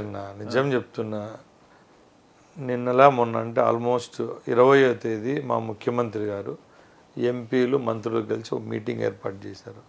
ఆ మీటింగ్లో కూడా ఒక్కో మంత్రికి సంబంధించిన శాఖాపరమైన ఫండ్స్ ఎట్లా తెచ్చుకోవాలా, కేంద్రం నుంచి నిధులు తెచ్చుకునేదానికి కేంద్రంలో ఉన్న శాఖకు రాష్ట్రంలో ఉన్న శాఖకు అనుసంధానకర్తగా ఎవరైతే ఎంపీలు గెలిచారో ఒకరిని పెట్టడం జరిగింది. ఈ వ్యవస్థల్లో ఈ విధమైన మీటింగ్లే జరుగుతాయి. అక్కడ లోపల 4 గోడల మధ్య చంద్రబాబు నాయుడు గారి దగ్గర జరిగేటన్ని డిసిప్లిన్డ్ మీటింగ్స్. అంతా కొసమెరుపుగా ఒకటే చెప్పాడు సార్, మీకంటే ఇక్కడ ఉండే వాళ్ళందరికంటే ఎక్కువ నష్టపోయింది, దెబ్బతినింది, బాధపడింది, జైలుకు పోయింది నేనే వద్దనుకుంటున్నా. ఇలాంటి చర్యలు ప్రభుత్వం పని ప్రభుత్వం చేసుకొని పోతుంది. పోలీసు వ్యవస్థ ఉంది, చట్టసభలు ఉన్నాయి, కోర్టులు ఉన్నాయి, అవి చూసుకుంటుందే తప్పక మంత్రులు ఎమ్మెల్యేలు ఎవరన్నా ఇలాంటి చర్యలు పాల్పడితే తోలు తీస్తానని మా సార్ చెప్పినాడు. అంతే తప్పక ఆయన వీళ్ళని శిక్షించాలంటే ఒక రాంప్రసాద్ రెడ్డినో నాలాంటి మంత్రులను 5 మందికి మంత్రి పదవులు ఇచ్చేసి చేయించే పరిస్థితులు ఆయన లేడు. ఎందుకంటే ఈరోజు ఇచ్చిన మ్యాండేట్ ఇంత అంత కాదు, దాన్ని కాపాడుకోవాల్సిన బాధ్యత మా ప్రభుత్వం మీద ఉంది. కాబట్టి వాళ్ళు ఈ ప్రభుత్వం వచ్చిన తర్వాత వాళ్ళు ఇంతోళ్ళు అంతే, వాళ్ళు ఆటోమేటిక్గా ప్రజలు లేకపోతే ప్రభుత్వాలు వాళ్ళకి బుద్ధి చెప్తుంది కానీ తెలుగుదేశం పార్టీ అయితే కాదు. చూద్దాం భవిష్యత్తు ఏం నిర్ణయిస్తుంది. ఇకపోతే ఇటీవల మీరు మదనపల్లె పర్యటనకు వెళ్ళారు. మదనపల్లి నుంచి ఐ థింక్ నిమ్మనపల్లిలో బోయకొండ గంగమ్మ గుడికి, అంటే అక్కడే ఉన్న శ్రీరామ్ చిన్నబాబు, తెలుగు యువత రాష్ట్ర అధ్యక్షుడు శ్రీరామ్ చిన్నబాబుతో కలిసి వెళ్ళారు. దీంతో అక్కడ ప్రోటోకాల్ పాటించకుండా, అంటే లోకల్ ఎమ్మెల్యేని కలవకుండా, ఆయన ఇన్ఫర్మేషన్ కూడా ఇవ్వకుండా వెళ్ళారని షాజహాన్ బాషా గారు కాస్త ఫీల్ అయ్యారు. కొంత గొడవ వాతావరణం సృష్టించారనే ఒక విమర్శలు వచ్చాయి. అన్ని ఫేక్ న్యూస్ అన్న షాజహాన్ బాషా ఆయన ఎమ్మెల్యే ఇప్పుడు కూడా అసెంబ్లీలో కలిసే తిరిగినాము ఆయన నేను. ఆ రోజు యాక్చువల్గా మా కేంద్ర మంత్రి, మా ప్రభుత్వం ఉమ్మడి ప్రభుత్వం కాబట్టి నితిన్ గడ్కరీ గారు వచ్చినారు అని ఆయనతో పాటు ఇద్దరం పార్టిసిపేట్ చేసినాం. అక్కడి నుంచి మాకు పొంగనూరులో టెంపుల్ ఓపెనింగ్ ఉన్నింది. నాతో పాటు మా ఇన్ఛార్జ్ చల్ల రామచంద్రారెడ్డి గారు ఒకే వెహికల్లో ఉన్నాం. మేము పొంగనూరు పోయే మార్గంలో మధ్యలో ఈ నిమ్మనపల్లిలోనే వస్తుంది. నేను ఫస్ట్ టైం చూడడం ఆ ఏరియా కూడా. ఇట్లా బండి పోతా ఉంటే, మా క్యాన్వాయ్ పోతా ఉంటే ఒక 200 మంది కార్యకర్తలు జెండా పెట్టుకొని ఎంత ఉన్నారు. మా ధర్మం ఏంది, ఎవరు భిక్ష వాళ్ళు ఈరోజు మంత్రి పదవి అనిపించుకుంటానో వాళ్ళు కేవలం రాయచూటోళ్ళు కాదు, ఎక్కడ వాళ్ళకైనా తెలుగుదేశం జెండా కనపడితే దిగి సెల్యూట్ చేయాల్సిందే మా కార్యకర్తకు. ఆ పనిలోగా దిగాము. ఆ కార్యకర్తలు దండలు వేసినారు, శాల్వాలు వేసినారు, వర్షం పడుతూ ఉంది, మేము వెళ్ళిపోయినాం. తప్పక ఏదో మేరబానికి నిమ్మనపల్లెకో లేకపోతే వైజాగ్ ఈస్ట్కో వెస్ట్కో పిల్లవని పేరంటాలకు పోయే వాళ్ళు నాకేం గొప్ప అనుకోని నేను. అది యాదృచ్ఛికంగా జరిగి ఉంటుంది. వాళ్ళ లోకల్ ప్రాబ్లమ్స్ ఏమున్నాయో నాకు తెలియదు. అలాగే ఒకటి చెప్తున్నా, శ్రీరామ్ చిన్నబాబు అనే అతను కూడా ఆయనేం బీజేపీ వాడు కాదు, ఏమంటారు జగన్ పార్టీ వాడు ఏం కాదు. అతను తెలుగుదేశం పార్టీ వాడు. అతను స్టేట్ ప్రెసిడెంట్ యువతకు, తెలుగు యువత అధ్యక్షుడు. అతను కూడా మా పార్టీలో క్యాబినెట్ హోదా అనే అట్లా ఆ స్థాయి వాడు. అంతే తప్పగా ఇవన్నీ పార్టీలో సంబంధించిన విషయాలు తప్పగా ఆడ యాగి చేయడము, మా ఆయన ఎమ్మెల్యేకు నాకు రచ్చ ఉండడం చాలా తప్పు. ఎందుకంటే నేను అట్లా ఒకరికి జుట్టిచ్చేవాడిని కాదు. ఫ్రాంక్గా చెప్తా, నాకు చంద్రబాబు నాయుడు బాధ్యత పెట్టాడు. పెట్టిన తర్వాత కార్యకర్త అనేవాడు ఇక్కడ కాదు, అమెరికాకు పోయినా మా తెలుగుదేశం జెండా కనపడినా కూడా సెల్యూట్ కొట్టాల్సిన ధర్మం మాకుంది. ఎందుకంటే ఆ జెండా పైన జెండా పట్టుకొని గెలిచిన వాళ్ళం మేము తప్పక, మేము లీడర్లమైతే నిమిత్త మాత్రం. జెండా పట్టే కార్యకర్తే మాకు అవసరం. వాళ్ళు ఎక్కడ నిలబడినా నిమ్మనపల్లిలో కాదు, ఆఫ్ఘనిస్తాన్లో కనపడినా కూడా మేము బండి ఆపుతాం. ఒకటే ఇంత వేవులో కూడా, అంటే పువ్వు గుర్తుకు రాయలసీమలో ఓట్లు పడతాయా అన్న ఒక అనుమానం ఉన్నా కూడా జమ్మలమడుగులో ఆదినారాయణ రెడ్డి గారు గెలిచారు పువ్వు గుర్తుతోనే, బీజేపీ గుర్తుతో. కానీ రాజంపేటలో అమర్నాథ్ రెడ్డి గారు గెలవడం అనేది ఎలా జరిగింది? అన్నమయ్య ప్రాజెక్టు బాధితులకు ఇంతవరకు న్యాయం జరగలేదు. అక్కడ మొత్తం మేడా మల్లికార్జున గారు కావచ్చు, ఆయన సోదరులు కావచ్చు చేసిన అవినీతి అక్రమాలు అంతా ఇంత కావాలని అందరికీ తెలిసిన విషయమే. రాజంపేటను ఏ విధంగా భ్రష్టు పట్టించారని తెలుసు. అయినప్పటికీ కూడా అక్కడ రాజంపేట మీరు కోల్పోవడానికి బలమైన కారణం ఏంటి? అసలు రాజంపేట కావచ్చు, తంబలపల్లిలో ద్వారకానాథ్ రెడ్డి గారు చేసింది ఏమీ లేదు, అక్కడ కూడా మీరు పట్టుకోల్పారు. అది అన్న అక్కడ ఎవరు తప్పు లేదు. యాక్చువల్గా తమ్మలపల్లి రాజంపేట మా పక్క నియోజకవర్గాలే. మా పార్టీ అయితే సరైన అభ్యర్థులకే ఇచ్చింది టికెట్, అక్కడ ఒప్పుకోవాల్సిందే. బట్ ఏమైందంటే లాస్ట్లో ఇవ్వడంతో అభ్యర్థులు కొత్తగా అక్కడ పోయి సమన్వయం చేసుకోకపోవడం వల్ల స్వల్ప మెజార్టీతో ఓడిపోవడం తప్పక ఆడేమైతే వైసీపీ అయితే వండర్స్ ఏం చేయలేదు. ఫ్రాంక్గా మాట్లాడుకోవాలి. ఎందుకంటే రాజంపేట టికెట్ అంతా 30 రోజుల ముందు ఇచ్చినారు, తమ్మలపల్లి 40 రోజుల ముందు ఇచ్చినారు. ఆ గ్యాప్లో ఈ కార్యకర్తల మధ్య సమన్వయం లేదు. నియోజకవర్గాలు పెద్దవి, ఆల్మోస్ట్ రాజంపేట నియోజకవర్గం అంటే మా రాయచూట అనుకుని వీరబల్లి మండలం ఉంటాయి, సుండుపల్లి ఉంటాయి, సిద్ధవటం మండలం ఆల్మోస్ట్ కడప దగ్గర ఉంటుంది, సుమారు అది నెల్లూరు బార్డర్ తగులుతూ ఉంటుంది. అట్లా వాళ్ళ సమన్వయం లోపంలో ఈ కార్యకర్తల మధ్య, అంతే తప్పగా క్యాండిడేట్ల వల్ల ఇంకో దాని వల్ల ఓడిపోవడం అనేది చాలా తప్పు. అన్నమయ్య ప్రాజెక్టు బాధితులకు ఇంతవరకు న్యాయం జరగలేదు. ఇంకప్పుడు కూడా పాలిథిన్ కవర్లు వేసుకుని గుడిసెలలోనే చాలా దరిద్రాన్ని అనుభవిస్తున్నారు. నెల రోజుల్లో ఇల్లు కట్టించిస్తామన్న ఆ రోజు జగన్మోహన్ రెడ్డి గారు ఇంతవరకు అతిగతి లేకుండా ప్రభుత్వం కూడా పోయింది కదా. మీరు ఒక మంత్రిగా బాధ్యత తీసుకొని ఆ శాఖ మంత్రితో మాట్లాడి వారికి ఏమైనా న్యాయం చేసే అవకాశం ఏమైనా ఉందా? ఇప్పుడు కరెక్ట్ క్వశ్చన్ అడిగారు నా మీరు. ఒక 4 days back Annamayya project SC గారు వచ్చారు నన్ను కలవడానికి. వచ్చినప్పుడు ఆ డిజైన్స్ అన్నీ తీసుకొని వచ్చాడు. అంటే మనకు లోకల్ మంత్రి కాబట్టి అంటే చెప్పి నేను ఇదే క్వశ్చన్ అడిగా. అన్నమయ్య ప్రాజెక్టు కడతాం, మళ్ళా రెండోసారి ప్రాజెక్టు కడతాను, ఒకసారి కాలగర్భంలో కలిసిపోయింది, కడతాను. బట్ మనం ప్రాజెక్ట్ అనేది నిర్మించేటప్పటికి మనం దాంట్లో ఆ శవాలుగా మారిన కుటుంబాలకు ఏం చేయగలుగుతామని నేను అంత టోటల్గా రివ్యూ చేసి చెప్పించుకోవడం. అతి త్వరలోనే యాక్చువల్గా ఇక్కడ పెద్ద సమస్య ఏమొస్తుందంటే, ఏ ప్రభుత్వం ఉన్నా కూడా ఒక సెన్సెస్ అనేది ఉండాలి. గత ప్రభుత్వాలు ఇచ్చే సెన్సెసే ఈ ప్రభుత్వాలు దాన్ని ఫాలో అవుతాయి. ఆ రోజున్న జగన్మోహన్ రెడ్డి ప్రభుత్వం ఈ పాపాలు కప్పిపుచ్చుకునేదానికి నిజమైన లబ్ధిదారు కుటుంబాలు ఎవరైతే ఉన్నారో ఎక్కువగా ఉంటే తక్కువగా చూపించడం జరిగింది. మీరు కావాలంటే మీ ఎంక్వైరీలో, ఎందుకంటే ప్రభుత్వానికి చెడ్డ పేరు వస్తుందని ఆ రోజు మరణాల సంఖ్య, నిర్వాసితుల సంఖ్య 10 ఉంటే 2గా చూపించినారు. నిజంగా వాళ్ళకి న్యాయం జరగాలనుకున్నప్పుడు తప్పకుండా ఈసారి క్షేత్రస్థాయిలో సెన్సస్ తీయవల్ల ఆ రోజు నిజంగా ఎన్ని కుటుంబాలు నిర్వాసితులైనారు, ఎన్ని ప్రాణాలు కోల్పోయినారు, ఎందరికి గోడు పోయింది, దెబ్బతింది, అది కూడిపోయింది, అలాంటివి కనుక్కుంటే తప్ప వాళ్ళకి న్యాయం జరగదు. కాబట్టి ఈ ప్రభుత్వం తగిన చర్యలు తీసుకొని నిజాయితీగా ఎన్ని కుటుంబాలు పోయినాయో వాళ్ళందరికీ మేలు జరిగే తీసుకొస్తాం. ఒక మంత్రి హోదాలో మీరు ఏమైనా అక్కడ పర్యటించే అవకాశం ఉందా? తప్పకుండా వెళ్తాం. ఓకే, 100% చెప్పా కదా, ప్రాజెక్టు కడతానము, డిపిఆర్లు రెడీ చేస్తానము అంటే ఆ రోజే చెప్పాం. ఎందరో కన్నీళ్ళ కాదు అది అన్నమయ్య ప్రాజెక్ట్ వెళ్ళిపో సినిమా దేవచ్చు. ఆ రోజు నైట్ జరిగిన పరిస్థితులు కూడా చాలా దారుణంగా. ఈరోజు నిజాయితీగా వాళ్ళకి మేలు చేయాలనుకున్నప్పుడు ఆ ప్రభుత్వం ఇచ్చిన సెన్సెస్ చూస్తే వాళ్ళకు ఏం లెక్కలో లేదు, తక్కువ మంది చూపించారు. ఎందుకంటే ఆ జగన్మోహన్ రెడ్డి ప్రభుత్వంలో చనిపోయిన వాళ్ళు ఎక్కువ మంది ఉంటే ఆయన ప్రభుత్వానికి సమస్య వస్తుందని వందలాది కుటుంబాలు పోతే నెంబర్ చాలా తక్కువగా చూపించడం జరిగింది. తప్పకుండా నిజమైన బాధితులు ఎవరైతే ఉంటారో వాళ్ళందరినీ వెలికి తీస్తాం, వాళ్ళ కుటుంబాలకు మంచి జరిగే విధంగా చేస్తాం. Thank you. ఇకపోతే శాఖ పరంగా వచ్చాక రవాణా శాఖ, ఇప్పుడు తీసుకుంటే రవాణా శాఖలో కీలకం మీ ప్రగతి చక్రాలు, ఆర్టీసీ ప్రగతి చక్రాలు అది అంటుకుంటా. ఆర్టీసీ వచ్చేసి గత ప్రభుత్వ హయాంలో 2020 జనవరి 1 అనుకుంటా ఆ ప్రభుత్వంలో విలీనం చేసుకున్నారు. ఎప్పుడో 1928లో అనుకుంటా నిజామాబాద్లో రైల్వేస్ని ఆర్టీసీని సపరేట్ చేసిన తర్వాత కార్పొరేషన్గా వచ్చింది. ఆ తర్వాత దశల వారీగా ఇది మార్పులు జరుపుతూ వచ్చింది. ఈ 2020 విలీనం చేసింది. విలీనం చేసిన తరువాత వాళ్ళకి సంబంధించి పెన్షన్ విధానంలో ఎలాంటి హామీలు, ఎలాంటి పెన్షన్ వాళ్ళకి ఇస్తారు అనేసి, అంటే గతంలో 2 స్కీములు ఉండే వాళ్ళకు కార్పొరేషన్ అప్పుడు, ఎస్ఆర్బిఎస్ అంటే స్టాఫ్ రిటైర్మెంట్ బెనిఫిట్ స్కీమ్ అని ఒకటి, ఎస్బిఎస్ అని ఒకటి అంటే స్టాఫ్ బెనావల్ స్కీమ్ అనేది ఒకటి, అంటే స్టాఫ్ ఎవరైనా చనిపోతే వారికి ఇన్సూరెన్స్ కింద 1,50,000 అది ఇచ్చేలా ఒక స్కీమ్ ఉంది. ఇవి రద్దు చేసేశారు. ఆ ప్రభుత్వం రద్దు చేసి ప్రభుత్వం విలీనం అయితే చేశారు, కానీ వేతనాల విషయాల పెంపు విషయంలో క్లారిటీ లేదు, పెన్షన్ విషయంలో క్లారిటీ లేదు. మీరు ఎలాంటి చర్యలు తీసుకుంటారు? వాళ్ళ పెన్షన్ గురించి ఎలాంటి ప్లానింగ్ ఉంది? ఆ రోజు జగన్మోహన్ రెడ్డి చేసిన తప్పులే ఈరోజు వాళ్ళకి శాపంగా అయిపోయినాయి.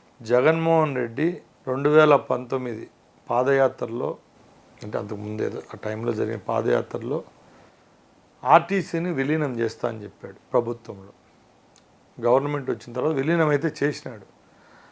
అది ఏ విధమైన విలీనమో చాలామందికి తెలియదు. ఓకే, ఎందుకంటే ఆర్టీసీ అనేది ఒక సంస్థ, ప్రభుత్వం కూడా ఒక సంస్థే అంతే. బట్ ఆర్టీసీలో స్టేక్ హోల్డర్స్ ఉంటారు. కేంద్ర ప్రభుత్వం వాటా ఇంత, రాష్ట్ర ప్రభుత్వం వాటా ఇంతనే ఉంటుంది. ఆ విలీనాన్ని కూడా ఎట్లా చేసినాడంటే హాఫ్ బాయిల్డ్ ఎగ్ కాకట్టే అయిపోయింది ఈరోజు ఆర్టీసీ పరిస్థితి. ఈరోజు ఆర్టీసీ ఎంప్లాయీస్కు జీతాలు ఇస్తా అనేది వచ్చి రాష్ట్ర ప్రభుత్వం, ఆ లాభ నష్టాలు అంతా చూస్తా అనేది రాష్ట్ర ప్రభుత్వం, సంస్థనంతా ఆపరేట్ చేస్తా అనేది ఒక కార్పొరేషన్. అది చాలా మందికి తెలియదు. ఓకే, ఈరోజు నేను మంత్రి, ట్రాన్స్పోర్ట్ మినిస్టర్, నా కిందే ఉంది ఆర్టీసీ. బట్ ఆర్టీసీకి జీతాలు నెల నెల ఇస్తా అనేది రాష్ట్ర ప్రభుత్వం ఖజానా నుంచి పోతున్నాయి.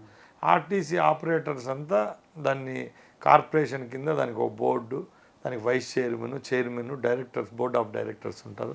దానికి స్థలాలు ఉన్నాయి, అక్కడి నుంచి వచ్చే లాభాలు ఉంటాయి, టికెటింగ్ వల్ల, కార్గో వల్ల, కొరియర్ సర్వీసెస్, ఆస్తుల్లో వచ్చే రెంట్స్, ఇవన్నీ ఒక ఎత్తు అయితే ఈ 2 బేరీజీ వేసుకోకుండా ఆ రోజు హామీ ఇచ్చేసినాడు. ఇప్పుడు ముఖ్యమైన సమస్య, లీగల్గా చాలా సమస్యలు ఉన్నాయి దాంట్లో. పూర్తిగా విలీనం చేయాలంటే కేంద్ర ప్రభుత్వం వాటా సుమారు 30% పైన ఉంది. మనం కేంద్రాన్ని ఒప్పే వల్ల చేయాలి. ఇంకొకటి ఏంటంటే, ఎప్పుడో నుంచి వచ్చిన సమస్యలు ఏంటంటే మీరు చెప్పిన విధంగా వాళ్ళకు టీఏలు, డిఏలు, హెచ్ఆర్లు చాలా పెండింగ్ ఉన్నాయి. ఈ రిటైర్మెంట్ బెనిఫిట్ స్కీమ్స్ ఆ డబ్బులు కట్టలేక వాళ్ళకు మళ్ళీ 2-3 ఏళ్ళు పెంచుతూ వచ్చినాడు. ఇప్పుడు ఆర్టీసీ అయితే నష్టాల్లో ఉందన్న, ఎవరైనా ఒప్పుకోవాల్సిందే. ఈరోజు గర్వంగా ఏం చెప్తామంటే, ఒకరోజు మేము చదువుకునేటప్పుడు కూడా భారతదేశంలో కాదు ఏషియాలోనే అతిపెద్ద రవాణా సంస్థ ఏంటంటే ఏపీఎస్ఆర్టీసీ. అంటే రాష్ట్రం ఉమ్మడిగా ఉన్నప్పుడు ఈరోజు కూడా సుమారు 9,000 చిలుకు బస్సులు ఉన్నాయి మన దగ్గర ఆర్టీసీకి. హైర్ బస్సులు అయితేనే మన ఏపీఎస్ఆర్టీసీలో ఉన్నాయి. ఏమంటారు, కుగ్రామాలకు కూడా, ఆటో పోలేని కుగ్రామాలకు కూడా ఈరోజు ఆర్టీసీ సేవలు అందిస్తూ ఉంది. కేవలం ఆర్టీసీ లాభ నష్టాలతో బేరీజ్ వేసుకోవాల్సిన అవసరం లే. కొన్ని స్కీమ్స్ ఉంటాయి కేవలం దాంట్లో లాభాలే రావాల్సిన అవసరం లే. ఇప్పుడు ఆర్టీసీలో ఒక 100 రూట్లు తిప్పుతాం మనకు ఒక డిపో నుంచి. 100 రూట్లు లాభాల్లో ఉండవు. చిన్నపిల్లల బస్సులు 7-8 నడుపుతాం 100 దానిలలో, ₹1 ఆదాయం రాదు. పాస్ హోల్డర్స్ ఉంటారు, దాంట్లో రాదు. అంటే కేవలం లాభాపేక్ష కోసమో లాభాలు గడ్డిస్తాందో అని ఒక సంస్థను మంచిదండము, లాభాలు రాబోతే చెడ్డనని. మన జీవన ప్రమాణాల్లో మన దైనందిక జీవితంలో కూడా ఆర్టీసీది ఒక కీ రోల్ ఉంది మన 2 రాష్ట్రాల్లో. అలాంటి కీ రోల్ ఉన్న ఆర్టీసీ ఎంప్లాయీస్కి మీరేం భరోసా ఇస్తున్నారంటే వాళ్ళు పెన్షన్ గురించి క్లియర్ అయ్యేది, ఉన్న స్కీమ్స్ కూడా ఎత్తేసారు, వాళ్ళు SRBS SBCS ఇవన్నీ ఎత్తేసారు. మీరేం దాన్ని? నేను మంత్రి అయిన తర్వాత మీరు అడగండి, ఈ 45 రోజుల్లోనే ఏ మంత్రి అంత గ్రీవెన్స్ తీసుకుని మంత్రే లేడు. నేను ఈ స్వల్ప కాలంలోనే శ్రీకాకుళం నుంచి కుప్పం వరకు నేను ఆల్మోస్ట్ ఒక 20 రోజులు కేవలం ఆర్టీసీ విషయంలోనే తిరిగా. మన విజయవాడ నెహ్రూ టెర్మినల్ అయితేనే ఉచిత బస్సు ఓపెనింగ్ చేయని నేను టెక్కలికి పోయినా, వైజాగ్ పోయినాం, కుప్పం పోయినాం. ఇక్కడంతా నాకు అర్థమైంది ఏమంటే అక్కడ నేను విజయవాడ టెర్మినల్లో 4 గంటలు పర్యటించి వాష్రూమ్స్ కూడా చూసాం, క్యాంటీన్లు చూస్తాడు. సార్ గత ప్రభుత్వంలో మాకు రవాణా శాఖ మంత్రి ఎవరో తెలుస్తారంట. ఇప్పుడు బస్సులో కూడా ఒక డిస్కషన్ జరిగింది, ఒక కండక్టర్ రవాణా శాఖ మంత్రి ఎవరో తెలుసా అని. ఇప్పుడు నేను అనుకుంటాను ఏంటంటే ఏదో ఉన్నాములే, అదే ఒక సామెత ఉంది, మొగుడు ఏదో తాలికి అడ్డం ఉన్నట్టు ఉండాల్సిన అవసరం లేదు, మంత్రి పదవి ఇచ్చినంత మాత్రం ఏదో ఇంట్లో కూర్చుంటే ఆయన వద్దు. కానీ తప్పకుండా దీంట్లో మార్పు తెచ్చేదానికి ప్రయత్నం చేస్తున్నాం. ముందు చెప్పిన విధంగానే ఆర్టీసీని ఎక్కడా కేవలం లాభదాయకంగా చూడడంలే, అది ప్రజల జీవితాల్లో ఒక మెరుగైన పాత్ర పోషిస్తుంది. కాబట్టి దాన్ని కాపాడుకోవాల్సిన బాధ్యత ఈ ప్రభుత్వానికి మా మీద ఉంది. ఇదంతా ఉంది కరెక్టే. ఆర్టీసీ ఎంప్లాయీస్ యొక్క పెన్షన్ పరిస్థితి ఏంటి అనేది ప్రధానమైన ప్రశ్న. నేను 2 చెప్తా. సంస్థకు 2 కన్నులు, ఒకడు ప్రయాణికుడు, ఒకడు కార్మికుడు. కార్మికుడు కంట్లో నీరు గారితే ప్రయాణికుడు గమ్యస్థానం చేరుకోలేడు. 60,000 మంది ఎంప్లాయీస్ ఉన్నారు ఆర్టీసీలో ఈరోజు ఈ రాష్ట్రంలో. వాళ్లకు మనము మంచిగా ఏవైతే రావాలో బెనిఫిట్స్ ఇచ్చి వాళ్ళని బాగా చూసుకుంటే, వాళ్ళ కుటుంబాలు బాగుంటే మన ప్రయాణికుడు గమ్యస్థానానికి సంతోషంగా చేరతాడు. తప్పక వీళ్ళ కంట్లలో నలుసుంటే ప్రయాణం సాగదు. అంటే నేను చెప్పి టెక్నికాలిటీ చెప్తున్నా. ఈ 5 సంవత్సరాల్లో అన్ని డిమాండ్లు తీర్చేదానికి నేనేం దేవుణ్ణి కాదు, ఈ ప్రభుత్వం దగ్గర నిధులన్నీ ఉండాలి. కాబట్టి తప్పకుండా టాప్ మోస్ట్ ప్రియారిటీ ప్రాజెక్ట్స్ ఏమైతే ఉన్నాయో ఆర్టీసీ కార్మికులకు సంబంధించి అవన్నీ నెరవేర్చేదానికి గత 5 సంవత్సరాల్లో ఏవైతే పక్కన పెట్టేసినారో అవి మెయిన్ డిమాండ్స్ ఈ సంఘాలు అయితేనే యూనియన్స్తో అయితేనే చర్చించి రేపు ఇవన్నీ టెక్నికాలిటీ చూసుకొని సిద్ధంగా చేసేదానికి నేను సిద్ధంగా ఉన్నా. ప్రమోషన్స్ ఆగిపోయాయి, చాలా అయిపోయాయి. ఇంకోటి కూడా ఏంటంటే నేను గర్వంగా చెప్తాను, నేను కూడా ఒక ఎంప్లాయీ యూనియన్ అనే దానికి లాస్ట్ 20 years నుంచి గౌరవాధ్యక్షుడు మా రాయచోట్లు. మా తండ్రి గారు మా సోదరుడు 20 సంవత్సరాలు ఆల్మోస్ట్ 40 years నుంచి ఈ ఏపీఎస్ఆర్టీసీతో మాకు అనుబంధం ఉంది. అక్కడున్న మాకు లోకల్గా కూడా ఎప్పుడు సమస్యల మీద మేము పోరాడేవాళ్ళం యూనియన్స్ తరఫున. నాకు ఈ శాఖ రావడంలో కూడా చాలా హ్యాపీనెస్ ఉంది. ఎందుకంటే వీళ్ళ సమస్యలు ఏదో మాకు క్లియర్గా అర్థమైనాయి. రేపు కూడా ఏదో ఉన్నాములే మంత్రిత్వ శాఖలో మనకు మంత్రి పదవి ఇచ్చినాడు అనుకోకుండా తప్పకుండా మా ముఖ్యమంత్రి గారి దృష్టికి తీసుకుని పోయి వీళ్ళ జీవన ప్రమాణాల్లో మార్పు తెచ్చేదానికైతే కృషి చేస్తాం. అన్నీ చెప్పడం అన్నీ చేయలేం, కొన్ని చెప్పి అవి చేసేదానికైతే ముందుకు వస్తాం. ఓకే, గత ప్రభుత్వం అంటే ఆర్టీసీ నష్టాలను కొద్దిగా గట్టెక్కించేందుకు ఏడాదికి 3,600 కోట్లు ఇస్తూ వచ్చిందని చెప్పారు. దాన్ని మీరు కొనసాగిస్తారా? 100% ఎవరు వచ్చినా కూడా ఒక బాధ్యత అనేది పెట్టుకున్న తర్వాత ఇంత పెద్ద సంస్థను ముందుకు తీసుకొని పోవాలంటే అవన్నీ ఫుల్ఫిల్ చేయాల్సిందే. అట్లని చెప్పి ఈ శాఖను అట్లే పక్కన పెట్టేసి నష్టాల్లో వస్తుంది కదా అని అట్లే పెట్టలేం. మా ముఖ్యమంత్రి గారికి చాలా దూరచూపు ఎక్కువ. ఆయన మొన్న నేను మినిస్ట్రీ ఇచ్చిన తర్వాత 2-3 మీటింగ్స్లో ఒకటే చెప్పారు, వచ్చే 5 సంవత్సరాల్లో మ్యాక్సిమం బస్సులు మనవన్నీ ఎలక్ట్రికల్ బస్సులు తీసుకొని రావాలా ఈ రాష్ట్రంలో. దానికోసం ఇప్పుడు 100 బస్సులు మాత్రమే ఉన్నాయి మనకు. ఎక్కడికి తిరుమల ఘాట్ సెక్షన్లో తిరిగి 100 ఉన్నాయి. అవి ఇంకా 3,000 అయినా పెరగచ్చు, 4,000 అయినా పెరగచ్చు 5 సంవత్సరాలు. ఫస్ట్ థింగ్ అదైతే మా ప్రభుత్వం నిన్న ఛార్జ్ తీసుకున్న తర్వాతే 290 బస్సులు, కొత్త బస్సులు ఇప్పుడు రోడ్లపైకి వచ్చాయి. సుమారు 1270 నుంచి 1300 బస్సులు ఆల్రెడీ విడతల వారీగా మనకు అంటే ఈ రిజిస్ట్రేషన్స్ అన్నీ కంప్లీట్ చేసుకొని నియోజకవర్గ డిపోలకు అన్నీ ఇస్తూ ఉన్నాం. ఈ ఫ్లీట్ అనేది అంతా ఫుల్ ప్లెడ్జ్డ్గా రోడ్డుపైకి వస్తే గత 5 సంవత్సరాల్లో కొత్త బస్సులు కొన్న పాపాన ఆ ప్రభుత్వం చేయలేదు. ఒక పక్కల బస్సులు అయితే పాతవన్నీ గిజిడీకి పోతానే ఉండే, కొత్త బస్సులు అయితే ట్రాక్లోకి రాలేదు, రోడ్లపైకి రాలేదు. రేపు ఎప్పుడైతే ఎలక్ట్రికల్ బస్సులు మన ఆర్టీసీలో చేరుతాయో ఇంకా ప్రజలకు మెరుగైన సేవలు అందించేదానికి ఏపీఎస్ఆర్టీసీ ముందుకు వస్తుంది. ఆర్టీఓ డిపార్ట్మెంట్ రవాణా శాఖలో ముఖ్యమైనది. ఆడ కూడా ఇప్పటివరకు చాలా సమస్యలు ఉన్నాయి. దొరికింది ఈ డిజిటలైజేషన్ పేరు మీద ప్రతి ఒక్కరు కొత్త వెహికల్స్ కొంటే ఆర్సీలు ఇవ్వట్లేదు, లైసెన్సులు కూడా కొత్త వారికి ఇవ్వడం లేదు, డిజిటల్ అంటున్నారు అనమాట. ఆన్లైన్లోంచి వాళ్ళు చూసుకోవాల్సిందే. అయితే ఇక్కడ ప్రాబ్లం లేదు, కానీ ఇతరతర రాష్ట్రాలకు వెళ్తే చాలా ఇబ్బందికరంగా ఉంటుంది. ఇది 100% మేము కూడా నోటీస్ చేసినాము. ఇప్పుడు మనమే ఉంటాం, నేను కూడా ముందు ఉన్నప్పుడు మేము కర్ణాటకను కేరళకు సబర్మల అయిపోతాం. అక్కడ ఫస్ట్ ఆపుతానంటే ఆర్సీ బుక్ అడుగుతారు, కార్డు అడుగుతారు, డ్రైవింగ్ లైసెన్స్ అడుగుతారు. మన స్టేట్ వరకు ప్రాబ్లం లేదు, కానీ ఈ ట్రాన్స్పోర్టేషన్ సిస్టంలో ఇప్పుడు ఒరిస్సాకు పోయే లారీలకైతేనే మనం తీర్థయాత్రలకు పోవాలంటే బయట రాష్ట్రాల్లో చాలా సమస్య ఉంది. అధికారులతో మేమైతే చర్చిస్తూనే ఉన్నాం దీని విషయంలో. తప్పకుండా ఒక కార్డు ప్రింట్ చేయడం పెద్ద డబ్బేం కాదు, డ్రైవింగ్ లైసెన్స్ ఏం, పాస్పోర్ట్ దానికి ఏమంటారు ఆర్సీ చేసేదానికి. యాక్చువల్గా టెక్నికల్ టీం ఎవరైతే ఉన్నారో ఉన్నతాధికారులతో మాట్లాడతాను. గత 5 సంవత్సరాల్లో ఈ ట్రాన్స్పోర్ట్ సిస్టమ్ మీద కేవలం దీంట్లో లాభాపేక్షతో లాభాలు వచ్చే శాఖగానే చూశారు తప్పక ఇక్కడ మౌలిక వసతులు కల్పించడంలో విఫలమైనారు. ఎందుకంటే ఒకసారి మీరు చూస్తే లాస్ట్ 1 ఇయర్లో అనుకుంటాను టోటల్ రెవెన్యూ వచ్చి 4,700 కోట్లు వచ్చింది ఆంధ్రప్రదేశ్లో. అంటే అంత లాభాలు ఇచ్చే శాఖ ట్రాన్స్పోర్ట్ డిపార్ట్మెంట్. అలాంటి డిపార్ట్మెంట్లో ఈ సిస్టమ్స్ ఏమైతే డిజిటలైజేషన్ అయితేనేం, ఈ కార్డ్ సిస్టమ్ అయితేనే ఇవన్నీ మెరుగైగా చేయడంతో ఈ కస్టమర్లు ఎవరైతే మన వాళ్ళు ఉంటారో వాళ్ళకి మంచి జరుగుతుంది తప్ప అది 1,000 కోట్లు ఏం ఖర్చు కాదు. కాబట్టి తప్పకుండా అతి త్వరలోనే ఈ కార్యక్రమాలు అతి తక్కువ డబ్బుతో కొంచెం సేఫ్టీగా ఉంటాయి ఎవరికి, ఇండివిజువల్స్కి అందరికీ. అవి ముందుకు తీసుకొని పోయేదానికి సిద్ధంగా ఉన్నాయి. ప్రధానమైన హామీ, ఎన్నికల హామీ మీకు మహిళలకు బస్సులు, ఆర్టీసీ బస్సులు ఉచిత ప్రయాణం ఆగస్టు 15 నుంచి మీరు ప్రకటించారు. అది ఏంటది అంటే తెలంగాణ, కర్ణాటక 15 నుంచి ప్రకటించలేదు. ఓకే, ఎప్పటి నుంచి శ్రీకారం చుట్టబోతున్నారు? యాక్చువల్గా మీ దృష్టికి ఒకటే తీసుకొని పోతున్నాం. ఈ రాష్ట్రంలో ప్రభుత్వం ఏర్పాటైన తర్వాత ఒక్కొక్కటిగా అంచెలంచెలుగా మా ప్రభుత్వం ఇంప్లిమెంట్ చేస్తూ ఉంది.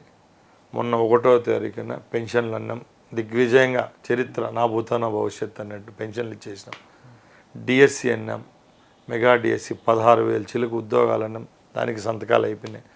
స్కిల్ సెన్సెస్ అన్నాం, ఎప్పుడు కులాలు మతాలు సెన్సెస్ తీసేవాళ్ళు అవన్నీ పక్కల వారే చంద్రబాబు నాయుడు గారు నైపుణ్యత మీద సెన్సెస్ తీసి రేపు భవిత ఎట్లుండాలి, యువత కానీ స్కిల్ మీద డెవలప్మెంట్ అయినా ఎవరైతే దాని మీద ఇండివిజువల్స్ కోసం స్కిల్ సెన్సెస్ అదో ప్రోగ్రామ్.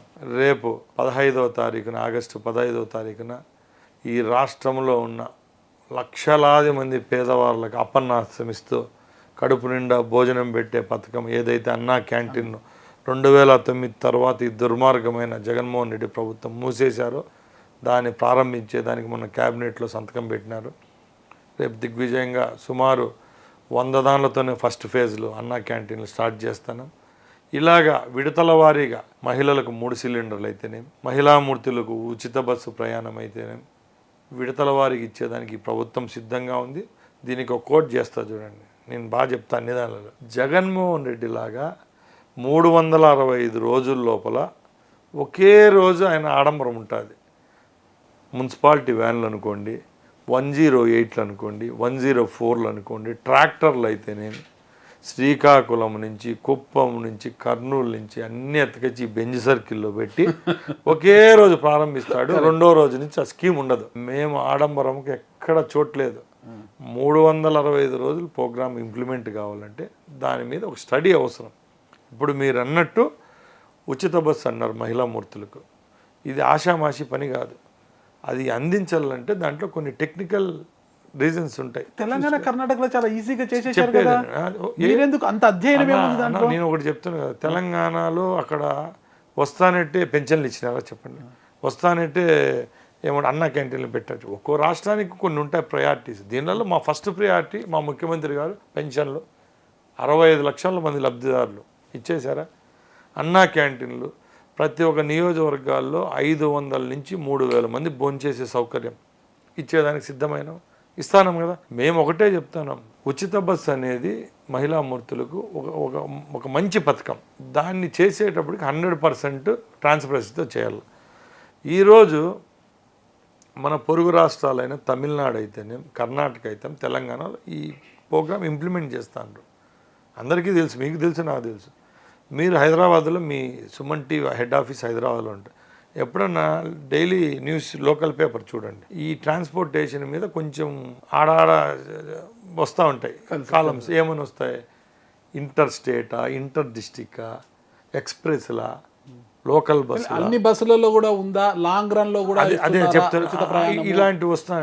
ఇంకోటి ఏమొస్తాయి, మన స్టేట్ వాళ్ళకేనా ఆధార్ కార్డు ప్రామాణికమా, ఓటర్ కార్డు ప్రామాణికమా, ఎన్నో వస్తాయి. మేము దాన్ని దృష్టిలో పెట్టుకొని మన చుట్టుపక్కల ఉండే 3 రాష్ట్రాల్లో మా అధికారులు పర్యటిస్తారు. వాళ్ళ దగ్గర నుంచి సమగ్రమైన నివేదిక అనేది కావాలి కాబట్టి వచ్చేసింది మా దగ్గర. ఇప్పుడు మేము ముందు చెప్పిన విధంగా ఏదో ఒక 5 సంవత్సరాలకు మాకు ప్రభుత్వం ఇచ్చిండేది ప్రజలు, ఏదో 3 నెలలకు కాదు. ఈ 3 నెలలు అన్నీ పెట్టేసి జగన్ అక్కడ నిద్రపోవడం మాకు ఇష్టం లే. 1 by 1 చేసే దాంట్లో ఇప్పుడు మాకు కరెక్ట్గా ఏపీఎస్ఆర్టీసీకి ఎంత ఫ్లీట్ ఉంది, ఎన్ని బస్సులు అదనంగా కావాలా, ఎంత స్టాఫ్ కావాలా, ఇదంతా పెట్టినప్పటికీ కరెక్ట్గా పోవాలి జనాల్ని. అంతేగాని ఆదరాబాదరాగా ఇక్కడ బస్సులు పెట్టేసి మొదటి విడిగా పల్లె వెలుగుల్లో ఇస్తాం అవకాశం అంటున్నారంటున్నా. ఏం లేదు, సీక్రెట్. రేపు చూస్తారు. ఈ 3 రాష్ట్రాలతో బేరీజ్ వేసుకుంటే మన రాష్ట్రంలోనే 100% క్లారిటీతో ఈ మహిళలందరికీ ఫ్రీ బస్ ఇస్తున్నాం. అతి త్వరలో తినబోయే ముందు రుచెందుకు అతి త్వరలో డేట్ చెప్తారా? 100% వస్తాయి అన్న. ఒకటి చంద్రబాబు నాయుడు గారు మనం మర్చిపోయినా ఆయన మర్చిపోడు. మీరంతా మునులు. మేము చెప్తాను, మేము మర్చిపోవచ్చు, మంత్రులు పాడు, ఆయన మర్చిపోడు. ఆయన అయితే ఏమైతే ప్రోగ్రామ్ చెప్పారో దానిలో మేజర్ స్కీమ్ ఇదే. ఇప్పుడు ఉండే దానిలో కూడా బాగా గమనించండి మీరు, ఎక్కువ మందికి దగ్గర చేరువయ్యే పథకాలు లెక్కేసేయండి. ఒకటి 65 లక్షల మందికి పెన్షన్లు అంటే ఆల్మోస్ట్ ఉండే జనాభాలో 5 కోట్ల జనాభాలో 65 లక్షల మంది అంటే పెద్ద నెంబర్ అది. రేపు ఉచిత బస్సులన్నీ తర్వాత కూడా ఆల్మోస్ట్ మనకు ఉండే male and female gender ratio తీసుకుంటే మహిళలందరికీ పుట్టిన బిడ్డ 2 ఒక రోజు అంటారు మళ్ళీ ఉచిత ప్రయాణం. అన్న నేను ఒకటి చెప్తా చూడ, మన భారతదేశంలో మన సిస్టంలో అన్ని డబ్బులు వచ్చేటి ఏముండవు. అంటే డబ్బులు వచ్చే పనులే చేయాలి, డబ్బులు రాని పనులు చేయాలని ఎక్కడ రూల్ లేదు.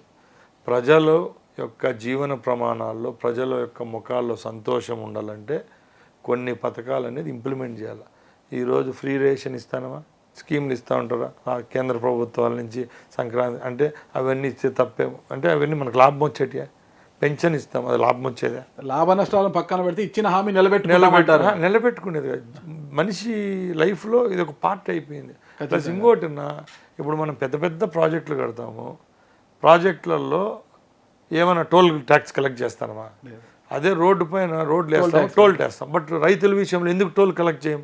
నిజంగా ఒక ప్రాజెక్టు కట్టి ఇన్ని లక్షల ఎకరాలకు ఆయకట్టుకు మనం ఇస్తే అక్కడ వచ్చే నీళ్ళ వల్ల పంటలు పండించి ఆ రాష్ట్రం అయితేనేమో ఆ దేశంలో అయితేనే నీటి తీరువ సెక్యూరిటీ, ఫుడ్ సేఫ్టీ కోసం చేస్తాం. ఇవి కూడా అంతే. కొన్ని స్కీమ్స్ ఏమైతే ఉంటాయో దానిలలో లాభాలు రావు. ఇప్పుడు ఇన్ని పోర్ట్ఫోలియోస్ ఉంటాయి. ఇప్పుడు రవాణా శాఖలో 4700 కోట్లు వచ్చిందని నేను చెప్పా. ఎక్సైజ్లో డబ్బు వస్తుంది, ఇంకా స్టాంప్స్ అండ్ డ్యూటీస్లో డబ్బు వస్తుంది. ఇవన్నీ డబ్బులు వచ్చే శాఖలు. డబ్బు రాని శాఖలు కొన్ని ఉంటాయి, ప్రజలకు ఖర్చు పెట్టేటివి ఉంటాయి. అంటే వచ్చేటివన్నీ ఇంప్లిమెంట్ చేయడం, రానోటివన్నీ పక్కలేస్తామని చెప్పండి.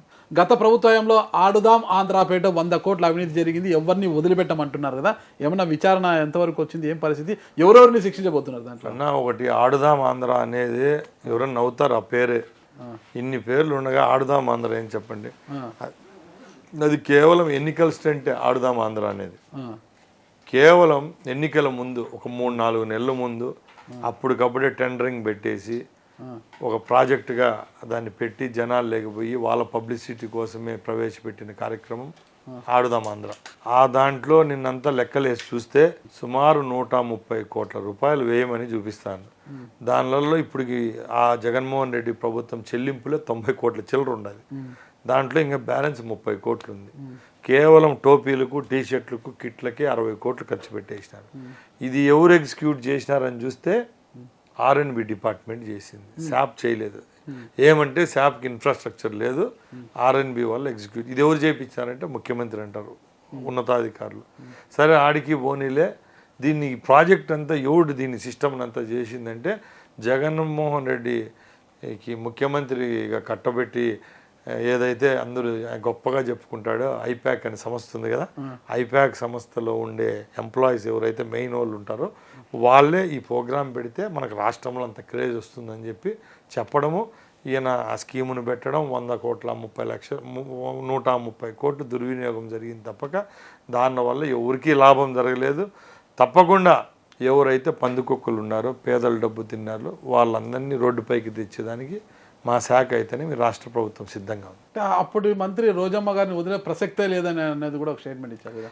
100% ఈ రోజు నేను కూడా మంత్రి, నేను సంతకం పెట్టినా నేను తప్పు ఏదైనా చేస్తే వచ్చే 5-10 సంవత్సరాలకి ఎవరైనా నా మీద శాఖాపరమైన చర్యలు తీసుకోవచ్చు. అలాంటి అవకాశం ఇవ్వరా మీరు?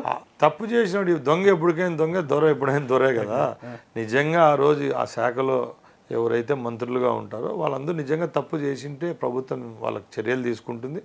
ఇంకోటి కూడా ఒకటే చెప్తున్నాం, ఎందుకంటే క్రీడల శాఖ అనేది ఎందరో నిర్భాగ్యులు, పేదవాళ్ళ కుటుంబాలకు సంబంధించిన జీవితాలతో ముడిపడిన శాఖ ఏంటంటే క్రీడా శాఖ. ఎందుకంటే ఈరోజు అన్నీ ఉండి కూడా మనట్లా వాళ్ళం ఈరోజు ఆటలపై ఆసక్తి ఉండదు. ఏమి లేకుండా పేదవారు చదువుకునే స్థాయి కూడా లేకున్నా కూడా వాళ్ళకి ఇంట్లో బ్యాట్ కొనుక్కునే స్థాయిలో ఉండరు, బాల్ కొనుక్కునే అట్లా వాళ్ళకు వందలాది కోట్ల రూపాయలు ఫండింగ్ వస్తూ ఉంటే దాన్ని కూడా ఒకే 10 రోజులు 15 రోజులు ప్రోగ్రాములు పెట్టేసి దండుకోవడం ఆ ప్రభుత్వానికే చెల్లింది. కాబట్టి రాబోయే కాలంలో కేంద్రం నుంచి నిధులు తీసుకొని వస్తాం. మీకు తెలుసో తెలీదో, కేంద్రంలో అతి ముఖ్యమైన 10 పోర్ట్ఫోలియోలో క్రీడల శాఖ ఒకటి. ఒకసారి రికార్డ్ చెక్ చేయండి. సుమారు క్రీడలకు బడ్జెట్ 28,000 కోట్లు ఉంది 1 ఇయర్కు, ఒక అకాడమిక్ ఇయర్కు. అంటే మన వాటా ఎంత? రాష్ట్రం పెద్ద రాష్ట్రం, మంది కూడా ఏం చిన్న రాష్ట్రం కాదు. ఏదో చిన్న చిన్న రాష్ట్రాలు ఉంటాయి, ఆ రాష్ట్రాలకు ఇచ్చిన నిధుల్లో కూడా మనకు వాటా దక్కడం లే. అంటే గత 5 సంవత్సరాల్లో ఇక్కడి నుంచి మంత్రులు అయితేనే ప్రభుత్వం నుంచి సిఫార్సులు పోలా, అక్కడి నుంచి రాబోయే నిధులైతే ఇక్కడికి రావడంలే. నియోజకవర్గ స్థాయిలో, జిల్లా స్థాయిలో ఉండే పట్టణాల్లో ఏ విధమైన మౌలిక వసతులు కల్పించడం ఎక్కడా జరగలేదు. కేవలం పులివెందుల్లో 150 కోట్లు పెట్టి ఆయన కట్టుకున్నాడు తప్పక మిగతా దగ్గర ఎక్కడన్నా ఆ గ్రౌండ్లలో చూస్తే ఇప్పటికీ పోయి ఇన్స్పెక్ట్ చేస్తే బీరు బాటిళ్ళు, బ్రాందీ బాటిళ్ళు దొరుకుతాయి. అసాంఘిక కార్యకలాపాలు ఎక్కడ జరుగుతున్నాయి అంటే ఈ గ్రౌండ్లు, ఈ నిలిచిపోయిన ఆడిటోరియంలో జరుగుతున్నాయి. కాబట్టి తప్పకుండా కేంద్రం నుంచి రావాల్సిన వాటా ఏదైతే మన రాష్ట్రానికి రావాలో క్రీడాపరంగా తీసుకొని వస్తాం. మన రాష్ట్రంలో అన్ని నియోజకవర్గాల్లో పేదలకు ఉపయోగపడే విధంగా జిమ్ములు అయితేనే, కోచింగ్ సిస్టమ్స్ ఎక్కడెక్కడ ఉంటాయి, ఏ ప్రాంతంలో ఏ విధమైన క్రీడ ఇష్టపడతారో ఆ విధమైన శిక్షణ ఇచ్చే విధంగా ఇండోర్ స్టేడియంస్, అవుట్డోర్ స్టేడియంస్, ట్రాకులు ఇవన్నీ రేపు 5 సంవత్సరాలు అభివృద్ధి చేసేదానికి క్రీడల శాఖ మంత్రిగా, ఒక యువకునిగా ఈ రాష్ట్రంలో ఉన్న క్రీడాకారులందరికీ భరోసా ఇస్తున్నా తప్పకుండా చేసి చూపిస్తే. రాయచోటి విషయానికి వచ్చేలకే, రాయచోట్లో ఇప్పుడు మీరు అన్నారు మేము సుగవాసి కూడా ఇప్పుడు కలిసే ఉన్నాం, అంత హ్యాపీగా ఉన్నామని. మరి ఎన్నికల్లో మీకు ఎంతో ఇంత సపోర్ట్ చేసి సుగవాసి కుటుంబానికి మీ సహకారం ఎలా ఉండబోతుంది? అన్న 100%. ఇంకా నేను మంత్రి అయినా ఇంకా నాకు ఇంతకంటే పెద్ద అవతారం లేదు, నాకేం ఆశ లేదు. చెప్తా అండి, అది నా విజయానికి ఎవరెవరైతే తోడ్పాటు అయింటారో వాళ్ళందరినీ నేను బాగా చూసుకుంటున్నా. మీరు వాళ్ళని కూడా అడగచ్చు. నా విజయంలో ఎవరైతే కీలక పాత్ర వహించారో వాళ్ళందరినీ కూడా ఈ 40-50 రోజుల్లో మా నాయకుల దగ్గరికి తీసుకొని పోవడం జరిగింది. నాకు ఏ విధమైన గర్వం లేదు. ఎన్ఓసి సర్టిఫికెట్ ఇచ్చేసిన వాళ్ళకి ఎవరికి ఏం చేసినా కూడా నేను హ్యాపీగా స్వీకరిస్తాను. ముందు చెప్పినట్టు ఇంతకంటే డిమోషన్ ఉంటుంది కానీ ప్రమోషన్ ఉండదు నాకు. అందుకు నేను చెప్తాను ఏంటంటే నా లక్ష్యం రాయచోట్లో అభివృద్ధి చేసి చూపించాలా. ఎక్కడ పడినానో అక్కడే నిలబడి చూపించా, ఎక్కడ పోగొట్టుకున్నారు అక్కడే ఎక్కడ నేనంట ఎప్పుడు మీటింగ్లో కింద పడిన కాడ లేచి చూపేవాళ్ళ. అట్లా నిలిచిన. దీని అంతటికీ కారణమైన మన రాయచోటి నియోజకవర్గ ప్రజలు రేపు వచ్చే 5 సంవత్సరాల్లో నామినేషన్ వేసి ఊర్లో కాదు హైదరాబాద్లో కూర్చొని గెలిచే స్థితికి తీసుకొని వస్తారు రాయచోటిలో. ఎందుకంటే నిన్న జరిగిన ఎలక్షన్లలో కూడా మీరే చెప్పారు మరో పులివెందులు అన్నారు. అలాంటి నియోజకవర్గాల్లో అందరూ ముక్కిపోయిన వేలు వేసే విధంగా గెలిచి చూపించిన. నా గురించి మీకు బాగా తెలుసు. మాటలు చెప్పడంగా చేతులతో చేసి చూపిస్తాం. నేను అందరినీ ఒకటే విన్నవించుకుంటున్నా, నాకు ఎవరైతే అవకాశం కల్పించారో ఆ కుటుంబానికి రుణపడి ఉండా. నెక్స్ట్ నేను మంత్రి అయినా ఇంక పైన కాలేను కాబట్టి తప్పకుండా రాబోయే కాలంలో నారా లోకేష్ బాబు గారిని ఈ రాష్ట్ర ముఖ్యమంత్రిగా చూసేదానికి ఈ రాష్ట్ర ప్రజలందరూ దీవించల్లా.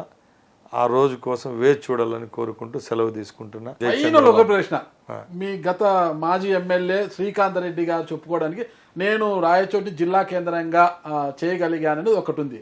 అదే సరే ఈరోజు మీరు ఎమ్మెల్యే మంత్రి అయ్యారు కదా, రాయచోటిలో రాంప్రసాద్ రెడ్డి మార్కు ఇది అని చెప్పుకోవడానికి చేసే అభివృద్ధి ఏముంది ఫైనల్గా చెప్పండి. ఇప్పుడు శ్రీకాంత్ రెడ్డి విషయానికి వస్తే ఆయన రిజెక్టెడ్ పీస్.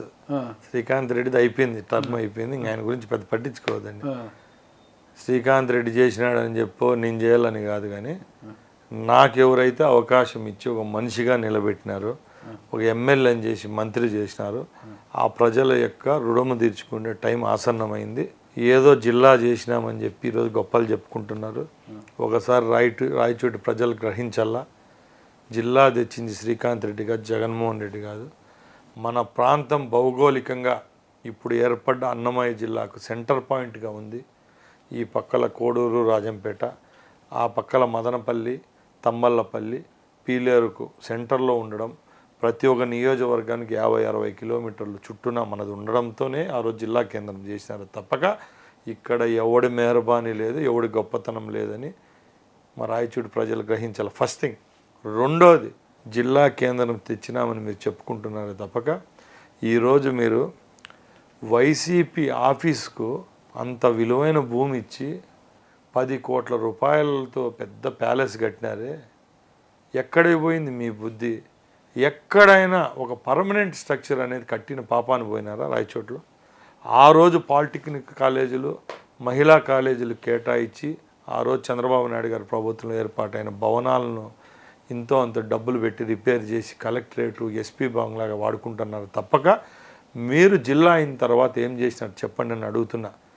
80 రూపాయల భోజనం 120 రూపాయలు చేసినారు, 50 రూపాయల ఆటో 100 రూపాయలు అయింది, 5,000 రూపాయలు అద్దెళ్ళు వచ్చి 15,000 అయింది, 10,000 రూపాయలు ట్యాక్స్ కట్టేవాడు ఈరోజు 70,000 కడతాండి. తప్పక మనుషుల యొక్క, ప్రజల యొక్క జీవన ప్రమాణాల్లో మార్పు ఏమైనా తెచ్చారా?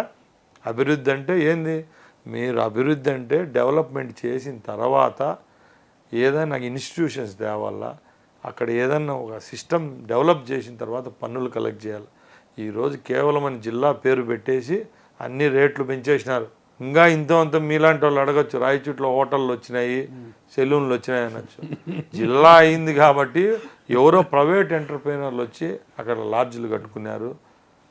ఏమంటారు, మిగతా నేను ఏమేమి చెప్పినా అన్ని పెట్టినారో తప్పగా ప్రభుత్వ పరంగా ఏమన్నా వచ్చిందా అని. మీ మార్క్ ఏం చూపించబోతున్నారు అనేది అక్కడ అన్న అయిండేది 50 రోజులు, మార్కులు ఉండవు, టిక్కులు ఇంటులు కొట్టము.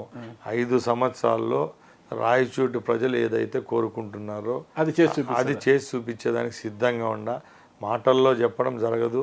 మీకు గత 8 సంవత్సరాల ముందు నేను మీకు ఇంటర్వ్యూలో ఒకటే చెప్పా. మీరు నన్ను క్వశ్చన్ అడిగినా నాకు ఇంకా గుర్తుంది. అంటే రాయచోటి ఎమ్మెల్యే పరిధి ఏంది అని మీరు అడిగినారు. కేవలం ఎమ్మెల్యే పరిధో మంత్రి పదవి ఉంటే ఈ బిల్డింగులు కట్టడం, రోడ్లు వేయడమే కాదు, రాయచోట్లో ఉన్న ప్రజల యొక్క జీవితాల్లో పెన వేసుకొని పోలేని బంధం ఏమంటారు రాంప్రసాద్ రెడ్డి. ప్రతి ఒక్క కుటుంబంలో వాళ్ళ జీవితాలకు సంబంధించిన కొన్ని ఉంటాయి. ఒక పేదవాడు వస్తాడు, ఆన్లైన్ ఎక్కించుకోవాలంటే గత 5 సంవత్సరాలు పలికినోడు లేడు. బిడ్డకు ఏదన్నా బాగలేకపోతే సాయం చేసే దిక్కు లేదు. ఎవరికైనా ఇంట్లో ఏదైనా ఒక ఆడబిడ్డకు పెళ్లి చేసి మొగుడు వదిలేసిపోతే మాట్లాడేదానికి పోలీస్ స్టేషన్కి పోతే చెప్పే దిక్కు లేదు. ఇలాంటి చాలా ఉంటాయి నియోజకవర్గాల్లో. అవన్నీ ముందు కూడా ఏం పదవి లేనప్పుడు చేసి చూపించిన రాబోయే కాలంలో ఒక అన్నగా, ఒక తమ్మునిగా, ఒక బిడ్డగా రాయచోటి ప్రజలతో ఉంటా. తప్పకుండా రాయచోటి ప్రాంతాన్ని అభివృద్ధి పరంలోనే కాకుండా వాళ్ళ జీవితాల్లో ఒక మంచి వ్యక్తిగా గుండెల్లో చిరస్థాయిగా ఉండేదానికి ప్రయత్నిస్తాను. రాష్ట్రంలో లా అండ్ ఆర్డర్ తప్పింది, కేంద్రం చొరవ చేసుకోవాలని 24న ఢిల్లీలో జగన్మోహన్ రెడ్డి గారు ధర్నా చేయబోతున్నారు. షార్ట్గా ఆన్సర్ చేసేయండి. అన్న, జగన్మోహన్ రెడ్డి గురించి మన ఇద్దరికి బాగా తెలుసు. నువ్వు కూడా మా ప్రాంతం వరకే, మా మాజీ గురువు ఆయన. ఏం చేయలేక ఇట్టాడు, ఎన్ని చేస్తాడు స్టంట్లు. ఆయన ఏమంటారు, ఆయన మేధస్ అనుకోండి, ఆయన ఫ్రికిల్ మైండ్ అనుకోండి. ప్రభుత్వం ఇంకా 5 సంవత్సరాలు ఉంది, ఇంత క్లియర్ మ్యాండేట్ ఇచ్చారు. అట్లీస్ట్ ప్రజలకు ఒక 2 ఏళ్ళు వదిలేయాల. లా అండ్ ఆర్డర్ క్రమ తప్పింది, కేంద్రం చొరవ తీసుకోమని ఆయన డిమాండ్ చేస్తూ ధర్నా చేయబోతున్నాడు 24వ తారీఖు. జగన్మోహన్ రెడ్డి పరదాల ముఖ్యమంత్రి, పరదాలు కట్టుకొని ఒక ప్యాలెస్లో ఉన్నాడు. మేము ఆ పరదాలు తీసేసినాం. ఇప్పుడు ఆయన కూడా ఫ్రీ బర్డ్ అయిపోయినాడు, ఢిల్లీకి పోతాడు. ముందు ఆడికి వస్తామన్నాడు జనాల్లో, చెప్పండి. జగన్మోహన్ రెడ్డి అనేవాడు 5 సంవత్సరాలు ముఖ్యమంత్రిగా ఉంటే పార్టీకి సంబంధించిన ప్రోగ్రాలు ఒక 5 జరిపింటాడు. ఇప్పుడు చూడండి, వైసీపీ కార్యకర్తలకు శుభదినం. జగన్మోహన్ రెడ్డి ముఖమే చూడాలి 5 సంవత్సరాలు. ఈరోజు చిన్న కార్యకర్త పోయి కూడా జగన్ కలుపుతాడు. అంటే అవకాశం ఎందుకు ఇచ్చినారు? అవకాశం మీరు కల్పించారు, మేము కల్పించినాము. ఎవరికైనా మేడపై నేను చూస్తే అందరూ చిన్నగా కనపడతారంట. ఈరోజు జగన్మోహన్ రెడ్డి కిందికి వచ్చి చూస్తే ప్రజల యొక్క కష్టాలు నష్టాలు తెలుస్తాయి. కాబట్టి ఇప్పటికైనా నేను ఒక కామన్ మ్యాన్గా ఒకటే అడుగుతున్నా, నీకు చిత్తశుద్ధి అనేది ఉంటే నువ్వు ఆ రోజు పాదయాత్ర చేసి ముఖ్యమంత్రి అయినాను మీ వాళ్ళంతా చెప్పుకుంటారు. ఈరోజు కూడా నిజాయితీగా అసెంబ్లీలో ఉండి ప్రతిపక్ష పాత్ర వహించు. నీకు ప్రతిపక్ష హోదానే లేదు, అయినా కూడా ప్రతిపక్షం అంటే ఏంటి, దాంట్లో ఉండే లాభ నష్టాలు ఏంటి, కష్ట సుఖాలు ఏంటి అని నువ్వు అది వహించకుండా ఈరోజు అసెంబ్లీ పెడితే ఫస్ట్ 10 నిమిషాలు వచ్చేసి ప్లే కార్డ్స్ తెచ్చి గవర్నర్ తీర్మానాలు చించేసి ఆడ బారేసి నువ్వు ఢిల్లీ పోయేదానికి చిల్లర పనులు చేసిపోవడం చాలా తప్పు. నీకు ఈ యొక్క తీర్పు ఇచ్చింది ఎవరో కాదు, రాష్ట్ర ప్రజలే. ఇదే రాష్ట్ర ప్రజలు నీకు 5 ఏళ్ళు నీకు ఇచ్చారు. ఆ రోజు గొప్ప ప్రజలు, ఈరోజు తప్పుడోళ్ళు ఏం కాదు కదా. అలాంటప్పుడు నీతి నిజాయితీగా ప్రతిపక్ష బాధ్యత వహిస్తే రేపు వచ్చే 5 ఏళ్లలో ఎలక్షన్లలో అట్లీస్ట్ 11 మందిని నిలబడతారు వెనకాబట్టి. లేకపోతే 10-15 రోజుల్లో అందరూ ఊసిపోతారు. ఇంకోటి లాస్ట్ పాయింట్ చెప్తున్నా, ఈరోజు ఆయన అసెంబ్లీలోకి వచ్చేదానికి కూడా కారణం ఆ ఎమ్మెల్సీలే ఈరోజు. ఎందుకంటే ఆ 11 మంది ఎమ్మెల్యేలతో ధైర్యంగా రాలేడు. ఈరోజు నవ్వుతా వచ్చినా, నేను కూడా చూసిన. దానికి కారణం ఆ మెజారిటీ ఎమ్మెల్సీలు. ఆ ఎమ్మెల్సీల్లో కూడా 90% మాతో టచ్లో ఉన్నారు. నువ్వు వాళ్ళు ఎవరో నువ్వు గుర్తుపెట్టుకో ఫస్ట్. ఆ ఎమ్మెల్సీలు కూడా నిన్ను వదిలేస్తే దాంట్లో ఉన్నారు. ఢిల్లీ యాత్రే లాస్ట్ వాళ్ళకు. ఢిల్లీ యాత్ర తర్వాత నెక్స్ట్ నువ్వు అసెంబ్లీలోకి వచ్చే రోజు నీ ఫ్లీట్ నీ వెనకామంటూ ఉండదు, ఊసిపోయేదానికి సిద్ధంగా ఉండరు. ఫస్ట్ ఉండే ఎమ్మెల్సీలు కాపాడుకుంటే బాగుంటుంది తప్పక నువ్వు ఢిల్లీకి పో, లేకపోతే బొంబాయి పోయి ధర్నాలు చేయడం వల్ల ఒదిగేది ఏం లేదు. ఎందుకంటే అక్కడ మేమే ఉన్నాం, ఇక్కడ మేమే ఉన్నాం. నీకు ఊరికే డబ్బు దండగా ఫ్లైట్ టికెట్ లేదు. ఓకే, థ్యాంక్ యూ మంత్రి గారు. చూద్దాం ఇప్పుడు ఢిల్లీకి వెళ్ళిన జగన్మోహన్ రెడ్డి గారు అంటే మళ్ళా నెక్స్ట్ అసెంబ్లీ సమావేశంలో ఈ రోజు ఉన్న చిరునవ్వు ఆయన మోములో మళ్ళా ఉంటుందా లేదా అనేది కూడా వేచి చూద్దాం. థ్యాంక్ యూ మంత్రి గారు. నమస్తే. నమస్తే.